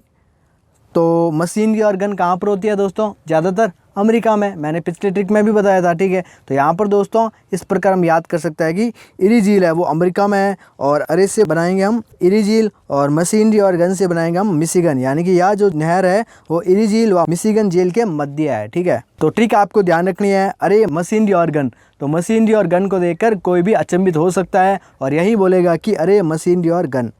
आगे बढ़ते हैं दोस्तों, गोटा नहर। गोटा नहर है वो गुटेनबर्ग व स्टॉकहोम के मध्य है, ठीक है। इसकी ट्रिक है दोस्तों, गोटा से हम बनाएंगे गुट, और गुटन अक्सर कहाँ पर होती है, ग्राव में, ठीक है। यानी कि कोई भी जीता है तो गुट गुट के ग्राव में ही जीता है, ठीक है। अपनी बैड कंडीशन में जो कोई भी व्यक्ति है जो गुट गुट के ग्राव में ही जीता है, ठीक है। तो गुट से बन जाएगा अपना गोटा नहर, और दूसरे गुट से बन जाएगा अपना गुटनबर्ग, और ग्राव से हमें याद आएगा होम, यानी कि स्टॉकहोम। तो यहाँ है जो दोस्तों गुटनबर्ग व स्टॉकहोम के मध्य है। आगे बढ़ते हैं दोस्तों, कील नहर, जो कि विश्व की सबसे व्यस्तम नहर है, और यह है जो जर्मनी में है, और यह है जो बाल्टिक सागर व उत्तरी सागर को आपस में जोड़ती है। तो इसे हम कैसे याद करेंगे दोस्तों, जैसे कील, सबको पता है कील क्या होती है। अगर दोस्तों कील को हम बाल्टी में ठोकेंगे तो वो सीधी ज़मीन में उतरेगी, ठीक है। यानी कि बाल्टी के पैंदे में अगर कील को ठोकेंगे तो वो सीधी ज़मीन में उतरेगी, ठीक है। तो ये हमारी ट्रिक है, कील बाल्टी में ठोकी ज़मीन में उतरी।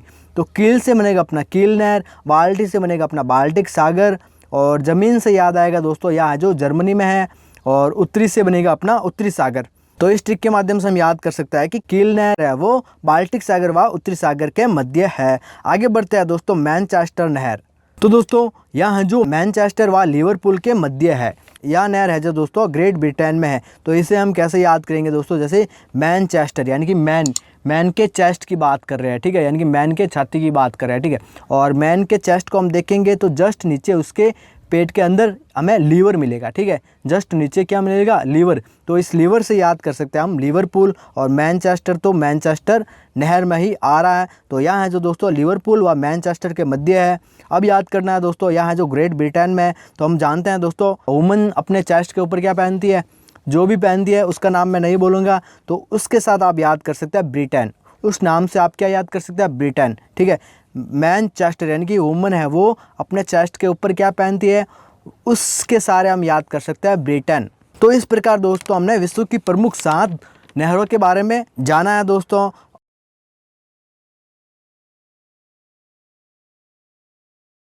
तो दोस्तों इस वीडियो में हम प्रमुख 6 ऐसे जल संधियों के बारे में चर्चा करेंगे जो एग्जाम के पॉइंट ऑफ व्यू से बहुत ही इंपॉर्टेंट है। अगर दोस्तों आप इस चैनल पे न्यू है तो मेरे चैनल को सब्सक्राइब करें और इस पास वाले बेल आइकन पर जरूर क्लिक करें, ताकि जो भी मैं आपके लिए न्यू वीडियो बनाऊं उसका नोटिफिकेशन आपके फोन तक पहुंच जाए। तो चलिए दोस्तों वीडियो को शुरू करते हैं। तो पहले तो मैं आपको बता दूं कि जल संधियां होती क्या है, ठीक है। तो जल संधियां किन्हीं 2 जल राशियों को आपस में जोड़ती है तथा या 2 स्थल खंडों को अलग करती है, ठीक है। और इनका आकार है वो डमरू के समान होता है, इसी कारण इसे जल डमरू मध्य भी कहते हैं, ठीक है। यानी कि जल संधियां है वो किन्हीं 2 जल राशियों को आपस में जोड़ती है, और इनका जो पास वाला भाग है वो 2 स्थल खंडों से अलग रहता है दोस्तों। तो यहाँ पर दोस्तों पहले हम बात करते हैं बेरिंग जल संधि, और यह 2 प्रमुख जल राशियों से अलग रहती है, जिसका नाम है आर्कटिक तथा बेरिंग सागर, ठीक है। एक तो अपना आर्कटिक सागर तथा और दूसरा अपना बेरिंग सागर, ठीक है। तो इसे हम ट्रिक के माध्यम से कैसे याद करेंगे दोस्तों, जैसे बैरिंग, ठीक है। बैरिंग में एक वर्ड आ रहा है बैर, यानी कि हम किसी से दुश्मनी लेते हैं, बैर रखते हैं, ठीक है। तो उस पर हमारी आंख टिकाए रहती है, ठीक है। क्या टिकाए रहती है, आंख, यानी कि आंख टिक, आर्कटिक यानी कि उस पर आंख टिकाए रहती है। कोई भी बैर या दुश्मन होते हैं उस पर हम अपनी आंख टिकाए रखते हैं, ठीक है। यानी कि उनको हम दुश्मनी की नजरों से देखते हैं, ठीक है। तो कुछ इस प्रकार का होता है दोस्तों किसी के साथ बैर होने पर। और दूसरा अपना बैरिंग संधि जो कि इस बैरिंग से भी मैच कर रहा है। तो इस प्रकार दोस्तों हम याद कर सकते हैं कि बैरिंग संधि है वो बैरिंग सागर तथा आर्कटिक सागर को आपस में जोड़ती है, और जो 2 भूभाग को अलग करती है वो अपने अलास्का व रूस। आगे बढ़ते हैं दोस्तों जिब्राल्टर, जो कि बहुत ही इंपॉर्टेंट है, और यह है जो भूमध्य सागर तथा अटलांटिक सागर को आपस में जोड़ती है, तथा यह 2 भूभाग स्पेन तथा मोरक्को को अलग करती है, ठीक है। तो दोस्तों इसे हम कैसे याद करेंगे दोस्तों, जिब्राल्टर। जिब्राल्टर में एक वर्ड आ रहा है जिब्रा, यानी कि जैब्रा। आपने दोस्तों जैब्रा लाइन देखी होगी सड़कों पर, एकदम से मध्य में होती है, ठीक है। जैब्रा लाइन होती है वो एकदम से मध्य में होती है, तो उस मध्य से हम याद कर सकते हैं भूमध्य सागर। और सबको पता है कि वो लाइनें कितनी अटल होती है, यानी कि वो इतनी अटल होती है कि बाइक भी पार करनी होती है तो उस जैब्रा लाइन के अंदर पार करनी होती है, ठीक है। यानी कि वो एकदम से अटल होती है, यानी कि चौराहे पर भी हम देखते हैं कि जैब्रा लाइन से पीछे है जो गाड़ी खड़ी करते हैं, ठीक है। यानी कि वो जाने भी नहीं देती, इतनी अटल होती है, ठीक है, जेब्रा लाइन, ठीक है। तो अटल से आप याद कर सकते हैं अटलांटिक। और दोस्तों मैं आपको बता दूं कि जिब्राल्टर संधि को भूमध्य सागर की कुंजी भी कहा जाता है। आगे बढ़ते हैं दोस्तों, डॉबर संधि, ठीक है, और यह है जो दोस्तों उत्तरी सागर तथा अटलांटिक सागर को आपस में अलग करती है, और इससे जो दो भूभाग अलग होते हैं वो अपने ब्रिटेन तथा फ्रांस। तो अपना जो जल राशि बहुत ही इंपॉर्टेंट है यहाँ पर, तो उन्हीं को ही हम ट्रिक के माध्यम से याद करेंगे दोस्तों। तो यहाँ पर दोस्तों अटलांटिक वर्ड है वो बार बार आ रहा है, ठीक है। तो अटलांटिक से मैं एक सिमिलर वर्ड बनाता हूँ, अटकले, ठीक है। अब जब भी आपको अटकलें आएंगी, ठीक है, तो आप समझ जाना कि वहाँ पर है जो अटलांटिक सागर है, ठीक है। तो यहाँ पर दोस्तों डॉबर से हम बनाते हैं दो बार, डॉबर दो बार उत्तरी। तो दोस्तों कोई भी अगर दो बार उतरता है तो उसे अटकलें तो आई होगी, ठीक है, यानी कि जब अटकलें आई होगी तभी वो दो बार उतरा होगा, ठीक है। तो ये हमारी ट्रिक है दोस्तों। तो दो बार से हम डॉबर बना सकते हैं, उत्तरी से बनेगा अपना उत्तरी सागर, और अटकले से बनेगा अपना अटलांटिक सागर, ठीक है दोस्तों। आगे बढ़ते हैं डेविस। डेविस है वो बैफिन की खाड़ी तथा अटलांटिक सागर को आपस में जोड़ता है, तो यहाँ पर भी अपना अटलांटिक सागर आ रहा है, ठीक है। तो इसी को भी हम अटकले से रिलेट करेंगे, ठीक है। अटकलों का मतलब होता है कठिनाइयाँ, कोई भी रोड़ा, ठीक है, कोई भी परेशानी, ठीक है, तो उसे हम अटकले कहते हैं, ठीक है। यानी कि कोई काम करते हो तो बीच में अटकले आती है, ठीक है। तो दोस्तों डेविस में एक वर्ड आ रहा है विश। तो सबकी विश क्या होती है, ठीक है, सबकी विश एक यूनिक विश होती है कि वो हमेशा खुश रहे, ठीक है, यानी कि उसका हमेशा वो फनी रहे, ठीक है, और बीच में कोई भी अटकलें बाधाएं ना आए, ठीक है। तो यहाँ पर दोस्तों फन से हम याद कर सकते हैं बैफिन, और अटकलें से याद कर सकते हैं अटलांटिक सागर। वापिस से आपको बता देता हूँ कि दोस्तों डेविस में एक वर्ड आ रहा है विश, और सबकी विश क्या होती है, फनी रहने की होती है, ठीक है। तो फनी से हम बैफिन बना सकते हैं, बैफिन की खाड़ी, और अटकलें से हम बना सकते हैं अटलांटिक सागर, यानी कि हमारी ये विश होती है कि हमारे जीवन में कभी कठिनाई ना आए, यानी कि अटकलें ना आए और हमेशा हम फनी रहे, ठीक है। तो ये हमारी विश होती है दोस्तों। और यह है जो दोस्तों ग्रीनलैंड तथा कनाडा दो भूभाग को अलग करती है। आगे बढ़ते हैं दोस्तों फ्लोरिडो। यह है जो मैक्सिको की खाड़ी तथा अटलांटिक सागर को आपस में जोड़ती है, तो यहाँ पर भी अपना अटलांटिक सागर आ रहा है। और यह है जो दोस्तों यूएसए तथा क्यूबा को अलग करती है, ठीक है। तो यहाँ पर दोस्तों फ्लोरिडो में एक वर्ड आ रहा है रीडो, ठीक है। तो रीडो से मैं बनाऊंगा रोड़ा, यानी कि जीवन में रोड़े आते हैं, यानी कि अटकलें आती है, परेशानी आती है, मुश्किलें आती है, ठीक है। तो फ्लोरिडो में रीडो से मैं बनाऊंगा रोड़ा, मैक्सिको से बनाऊंगा मैं मुश्किलें, तथा अटलांटिक से बनाऊंगा अटकलें। तो दोस्तों सिमिलर वर्ड है तीनों, रोड़ा, मुश्किलें तथा अटकलें, ठीक है। तो रोड़ा से हम बना सकते हैं रीडो यानी कि फ्लोरिडो, और मुश्किलें से बना सकते हैं मैक्सिको, और अटकले से बनेगा अपना अटलांटिक, ठीक है। तो दोस्तों आपको एग्जाम के टाइम ऐसे याद आएगा, जैसे आपकी क्वेश्चन में मिल गया फ्लोरिडो, तो आपको रीडो वर्ड पकड़ना है तथा रीडो से रोड़ा बनाना है, ठीक है। तो आपके दिमाग में ऑटोमेटिक से आएगा कि रोड़ा को हम मुश्किलें तथा अटकले भी बोलते हैं, तो मुश्किलें से अपना मैक्सिको याद आएगा, और अटकले से अपना याद आएगा अटलांटिक सागर। तो इस प्रकार दोस्तों आपको इजीली एग्जाम टाइम याद आ जाएगा कि फ्लोरिडो है वो मैक्सिको की खाड़ी तथा अटलांटिक सागर को अलग करती है। आगे बढ़ते हैं दोस्तों मलक्का, ठीक है। मलक्का जल संधि है वो अंडमान सागर व दक्षिणी चीन सागर को अलग करती है, और यहाँ है जो दोस्तों इंडोनेशिया तथा मलेशिया भूभाग को अलग करता है, ठीक है। तो यहाँ पर दोस्तों मलाई का ऐसी ध्वनि आ रही है मलाई, यानी कि मलाई बनाने की बात कर रहे हैं, ठीक है। तो दोस्तों मलाई बनाई जाती है किसकी, अंडे की, ठीक है। अगर अंडे को फेंट कर उसमें चीनी यानी कि चीनी डाल दे तो एकदम से मलाई बन जाएगी, ठीक है। तो अंडे से हमारा अंडमान सागर याद आ जाएगा, और चीनी से हमारा दक्षिणी चीन सागर याद आ जाएगा, ठीक है। वापस बता देता हूँ दोस्तों मलाइका, ठीक है, मलाइका में वर्ड आ रहा है मलाई, ठीक है, यानी कि मलाई बनानी है, ठीक है। कैसे बन सकती है मलाई, अगर दोस्तों अंडे को फेंट कर उसमें चीनी डाल दे तो मलाई बन जाएगी, ठीक है। तो अंडे से अपना अंडमान सागर याद आ जाएगा, और चीनी से हमारा दक्षिणी चीन सागर याद आ जाएगा, और यहाँ जो इंडोनेशिया तथा मलेशिया भूभाग को अलग करता है, ठीक है। तो दोस्तों इस शॉर्ट एंड स्वीट में हमने प्रमुख जल संधियों के बारे में पढ़ा दोस्तों।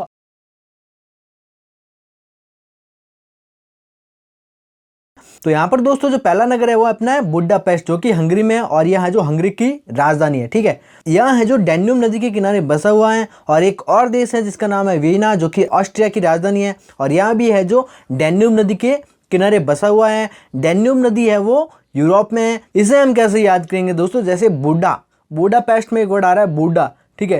तो बूढ़ी को इंग्लिश में बोलते हैं ओल्ड, और ओल्ड का ऑपोजिट क्या होता है न्यू, तो डैन्यूब में वर्ड आ रहा है अपना न्यू, ठीक है, ड न्यूब।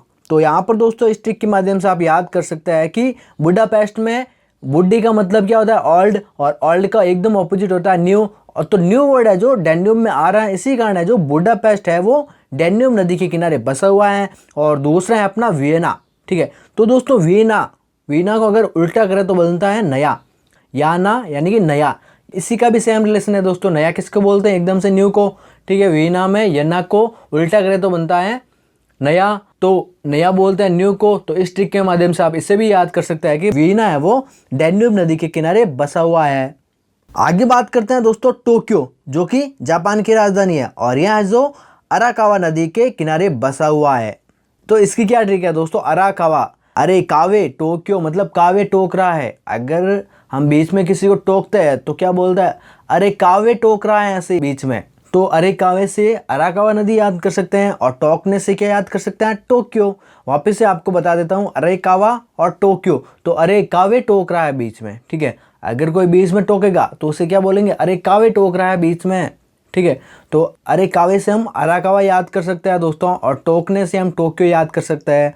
आगे बढ़ते हैं दोस्तों संगाई, जो कि चीन में है, और यह है जो चीन की एक प्रमुख नदी जिसका नाम है यांगटिसिक्योंग, उस नदी के किनारे बसा हुआ है, ठीक है। अगर दोस्तों संगाई में इस बिंदी को हटा दे तो बनता है सगाई। तो सगाई किसकी होती है? मंगनी, एंगेजमेंट, यंग लोगों की, ठीक है। बूढ़े की तो होने से रही, तो सगाई जो होती है वो यंग लोगों की होती है। तो इस प्रकार यंग से आप याद कर सकते हैं यांगटिसिक्योंग। आगे बढ़ते हैं दोस्तों मॉन्ट्रियल, जो कि कनाडा का बहुत ही प्रमुख नगर है, और एक दूसरा नगर और है जिसका नाम है ओटावा, जो कि कनाडा की राजधानी है। ये दोनों है जो सेंट लॉरेंस नदी के किनारे बसे हुए हैं, और यह जो सेंट लॉरेंस नदी है ये है जो अमेरिका और कनाडा दोनों देशों में बहती है। और इसका जो उद्गम स्थान है सेंट लॉरेंस नदी का, वो है अपनी ओंटारियो झील, और इसी ओंटारियो झील पर एक जलप्रपात बना हुआ है जिसका नाम है नियाग्रा जलप्रपात। तो इसे हम कैसे याद करेंगे दोस्तों? सेंट लॉरेंस नदी के पास कनाडा के दो प्रमुख नगर बसे हुए हैं जिनका नाम है मॉन्ट्रियल और ओटावा। तो दोस्तों सेंट का मतलब क्या होता है? संत, ठीक है। तो लॉरेंस मतलब बना देते हैं, लेते हैं, ठीक है। तो संत किसका नाम लेते हैं? ओम का नाम। किसका नाम लेते हैं? ओम ओम करते हैं संत, ठीक है, ओम, ठीक है। कौन करते हैं? संत लोग। तो सेंट लॉरेंस यानी कि संत लॉरेंस मतलब लेते हैं किसका नाम? ओम का नाम। तो ओ से आप याद कर सकते हैं ओटावा, ठीक है, और एम से याद कर सकते हैं मॉन्ट्रियल, ठीक है दोस्तों। तो इस ट्रिक के माध्यम से आप याद कर सकते हैं कि कनाडा के दो प्रमुख नगर मॉन्ट्रियल तथा ओटावा, ये दोनों है जो सेंट लॉरेंस नदी के किनारे बसे हुए हैं, और यह है जो कनाडा और अमेरिका दोनों देशों में बहती है। आगे बात करते हैं दोस्तों डबलिन, जो कि आयरलैंड की राजधानी है। यह है जो लिफे नदी के किनारे पर बसा हुआ है, ठीक है। तो दोस्तों डबलिन में एक वर्ड बनाएंगे डब्बा, और डब्बा किस काम आता है? किसी भी चीज़ को पैक करने के लिए हम डब्बे का यूज़ करते हैं, चाहे वो खाना हो या फिर कोई भी सामग्री हो, उसे पैक करने के लिए डब्बे का यूज़ करते हैं। जिस प्रकार हमें लिफाफे का यूज़ करते हैं किसी भी डॉक्यूमेंट को पैक करने के लिए, ठीक है। तो यहाँ पर मैं बता देता हूँ कि डब्बा और लिफाफा सिमिलर चीज़ है, दोनों ही किसी न किसी प्रमुख चीज़ को पैक करने के लिए काम आती है। तो डब्बा से आप डबलिन बना सकते हैं, और लिफाफे से आप लीफे बना सकते हैं। आगे बढ़ते हैं दोस्तों सिडनी। सबको पता है कि सिडनी है जो ऑस्ट्रेलिया में, और यहाँ है जो डार्लिंग नदी के किनारे बसा हुआ है। तो इसे हम कैसे याद करेंगे दोस्तों? जैसे कि डार्लिंग हम किसको बोलते हैं? जीएफ को या फिर जानू को, ठीक है। तो जो भी जीएफ है, ठीक है, वो एकदम से क्या आती है? प्रकट होती है। हम कहीं पर भी होते हैं तो जीएफ जैसी कोई चीज़ होती है जैसे डार्लिंग, वो एकदम से आ जाती है, ठीक है, रुकावट के लिए। तो एकदम मतलब सडनली आ जाती है। कुल मिला के कहें तो सडनली है वो डार्लिंग है वो प्रकट हो जाती है किसी भी चीज़ में रुकावट के लिए, ठीक है। तो सडनली से आप सिडनी याद कर सकते हैं, और डार्लिंग से तो अपना डार्लिंग बन नहीं रहा है। आगे बात करते हैं दोस्तों खार्तूम तथा काहिरा, दो प्रमुख नगर है, जो कि नील नदी, जो कि विश्व की सबसे लंबी नदी है, जिसकी लंबाई 6650 किलोमीटर है। सूडान की राजधानी है खार्तूम, और मिस्र की राजधानी है काहिरा। ये दोनों है जो नील नदी के किनारे बसे हुए हैं। खार्तूम यानी कि खैर नहीं तुम्हारी, काहिरा का हीरो बन रहे हो, ऐसे नाली में घसीट के मारूंगा, ठीक है। यहाँ पर कुछ डायलॉग है दोस्तों खार्तूम, काहिरा और नील नदी को लेके, ठीक है। जैसे मैंने पहले ट्रिक में बताई थी कि नील नदी को हम लंबी नदी है इस प्रकार से याद कर सकते हैं कि नाली वर्ड से, ठीक है। नील को हमने नाली वर्ड बनाया, तो नालियाँ लंबी होती हैं, तो नील नदी भी सबसे लंबी नदी है, ठीक है। तो यहाँ पर दोस्तों खार्तूम यानी कि खैर नहीं तुम्हारी, काहिरा यानी कि काय हीरो बन रहे हो, ठीक है, यानी कि नाली में घसीट के मारूंगा। तो नाली से आप वापस नील नदी याद कर सकते हैं। तो इस डायलॉग के माध्यम से आप आसानी से याद कर सकते हैं कि खार्तूम व काहिरा दोनों जो प्रमुख नगर है वो नील नदी के किनारे बसे हुए हैं। आगे बात करते हैं दोस्तों रूस की राजधानी मॉस्को, जो कि मॉस्कावा नदी पर बसा हुआ है। इसे तो आप बिना ट्रिक के साथ ही याद कर सकते हैं दोस्तों, क्योंकि मॉस्को और मॉस्कावा आगे के वर्ड है वो पूरे सिमिलर है। आगे बढ़ते हैं दोस्तों, लंदन। लंदन है वो इंग्लैंड की राजधानी है और यहाँ जो टेम्स नदी के किनारे बसा हुआ है। ठीक है, तो इसे हम कैसे याद करेंगे दोस्तों, जैसे लंदन, लंदन से हम बनाएंगे लेन देन, लंदन लेन देन। और जो भी हमारा जो लेन देन होता है वो हमें टाइम टू टाइम कर देना चाहिए, यानी कि ना तो उधार रखना चाहिए और या फिर जो उधार है उसे ले लेना चाहिए। ठीक है, यानी कि लेन देन है वो टाइम टू टाइम करना चाहिए किसी को भी। ठीक है, तो यही बस ट्रिक है, लेन देन है वो टाइम टू टाइम हो जाना चाहिए। तो टाइम से आप टेम्स नदी याद कर सकते हैं और लेन देन से आप लंदन याद कर सकते हैं। आगे बढ़ते हैं दोस्तों, रोम, जो कि इटली की राजधानी है और यहाँ जो टाइबर नदी के किनारे बसा हुआ है। ठीक है, तो यहाँ पर दोस्तों मैं टाइबर से बनाऊंगा मैं टाइगर, टाइबर से क्या बनाऊंगा, टाइगर। और जब भी हमारे सामने टाइगर आ जाता है तो हमारे रोम रोम खुल जाते हैं। ठीक है, यानी कि जो हमारा अंग अंग है या फिर रोम रोम है वो खुल जाता है या फिर रोम रोम है वो डर के मारे कांपता है। ठीक है, तो टाइगर से आप टाइबर नदी याद कर सकते हैं और हमारे रोम रोम में क्या होती है, डर आता है। इस प्रकार रोम से आप रोम नगर याद कर सकते हैं। अगर दोस्तों आप इस पूरी वीडियो का पीडीएफ चाहते हैं तो मैं डिस्क्रिप्शन बॉक्स में उसका लिंक दे दूंगा, वहां से आप इसका पीडीएफ डाउनलोड कर सकते हो। अगर पीडीएफ ना मिले तो मेरे फेसबुक पेज को लाइक करें या फिर आप मेरे टेलीग्राम ग्रुप को जरूर ज्वाइन करें, वहां पर मैं इसके पीडीएफ है वो जल्दी सेंड कर दूंगा। आगे बढ़ते हैं दोस्तों, बगदाद, जो कि इराक की राजधानी है और यहाँ है जो टाइग्रिस नदी के किनारे बसा हुआ है। और पहले हमने पढ़ा था टाइबर से टाइगर बनाया था, जो कि रोम नगर उसके किनारे बसा हुआ था। तो इसे भी हम ट्रिक के माध्यम से समझते हैं दोस्तों, बगदाद। ठीक है, बगदाद यानी कि दाद, दाद हो गया। तो दाद होने का मतलब क्या है, वहाँ से जो स्थान है वो एकदम से खुरदरा हो गया। ठीक है, तो हम क्या लगाते हैं, मुंह लगाते हैं। जैसे हम किसी खुरदरे स्थान पर क्या लगाते हैं, ग्रीस लगाते हैं। ठीक है, जैसे टाइग्रिस में एक वर्ड आ रहा है ग्रीस, तो ग्रीस लगाते हैं कब, जब हमारे दाद हो जाता है। ठीक है, हमें यानी कि ग्रीस मतलब मुंह लगा के उसे ग्रीस करते हैं। ठीक है, अपने दाद को, इस प्रकार की ट्रिक है। तो यहाँ पर दोस्तों बगदाद से हम रिलेट करेंगे दाद से, और दाद एकदम खुरदरी होती है तो उसको हटाने के लिए हम मुंह जैसे ग्रीस का यूज करते हैं। तो इस प्रकार हम इसे याद कर सकते हैं कि बगदाद है वो टाइग्रिस नदी के किनारे बसा हुआ है। आगे बढ़ते हैं दोस्तों, बर्लिन, बर्लिन है वो जर्मनी की राजधानी है और यहाँ जो स्प्री नदी के किनारे बसा हुआ है। बर्लिन से हम वर्ड बनाएंगे बर्न। ठीक है, बर्लिन बर्न, बर्न का मतलब होता है जलना, और जब भी कोई चीज़ जलती है तो उस पर हम स्प्रे करते हैं, वो चाहे पानी का स्प्रे हो। तो यहाँ पर दोस्तों स्प्रे से आप याद कर सकते हो स्प्री नदी। अब दोस्तों है पेरिस, पेरिस है वो फ्रांस की राजधानी है और यहाँ जो सीन नदी के किनारे बसा हुआ है। तो इसे हम कैसे याद करेंगे दोस्तों, जैसे पेरिस, पेरिस सब जानते हैं कि सब घूमने जाते हैं, वहाँ पर एक एफिल टावर भी बना हुआ है, वहाँ पर लोग फोटो भी खिंचवाते हैं। ठीक है, यानी कि वहाँ का सीन बहुत ही बढ़िया है। कहाँ का, पेरिस का, क्योंकि पेरिस में क्या है, एफिल टावर, और वहाँ का सीन एकदम से बहुत ही बढ़िया है, लोग जाते हैं घूमने के लिए, तो वहाँ का सीन बहुत ही बढ़िया है। तो सीन से आप याद कर सकते हैं सीन नदी। अब दोस्तों मैंने आपके लिए एक क्वेश्चन रखा है कि हुडसन नदी पर निम्न में से कौन सा नगर बसा हुआ है। तो यहाँ पर दोस्तों आपको कमेंट बॉक्स में जरूर बताना है इसका आंसर। और दोस्तों आज की वीडियो पसंद आई है तो इसे जरूर लाइक करें और ज़्यादा से ज़्यादा शेयर करें और कमेंट बॉक्स में लिखकर जरूर बताएं कि वीडियो कैसी थी।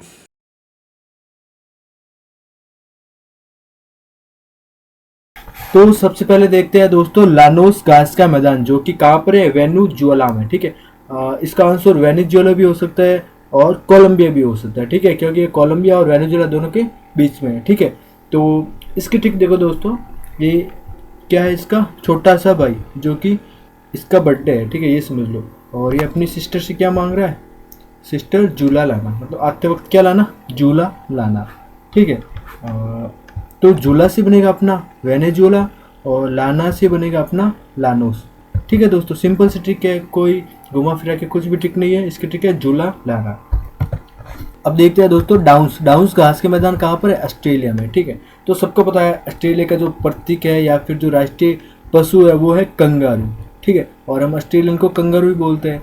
ठीक है, तो कंगारू के जो इसकी विशेषता है कि ये नीचे अपने बच्चे को थैली में रखता है। ठीक है, तो मतलब नीचे से याद आएगा अपना डाउन, डाउन मतलब नीचे, तो डाउन से याद आएगा अपना डाउन्स।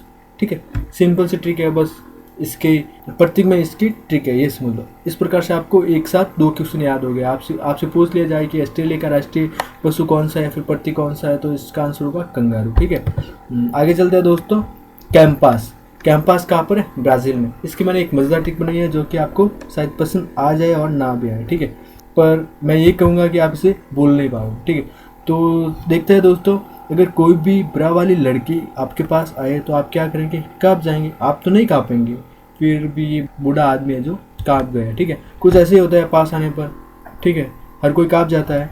तो काँपने से या फिर पास या फिर काँपने से याद आएगा अपना कैंपास, ठीक है। और ब्रास से याद आएगा अपना ब्राज़ील, ठीक है दोस्तों। आगे चलता है स्टेपी घास के मैदान है यूरेशिया का मतलब जो यूरोप में भी है और एशिया में भी है उसका भाग, ठीक है। और यहाँ पर जो पाया जाने वाला भाग है वो है मध्य रूस। तो स्टेपी का आंसर मध्य रूस भी हो सकता है, ठीक है, क्योंकि ये यूरोप और एशिया के बीच में। तो इसे आप ऐसे समझ लो कि यूरोप और एशिया को टैप कर दिया, ठीक है। क्या कर दिया, टैप, यानी कि चिपका दिया है। चिपका है तभी तो यूरेशिया बना, तो टैप से चिपका है, ठीक है। तो टैप से याद आएगा अपना स्टेपी।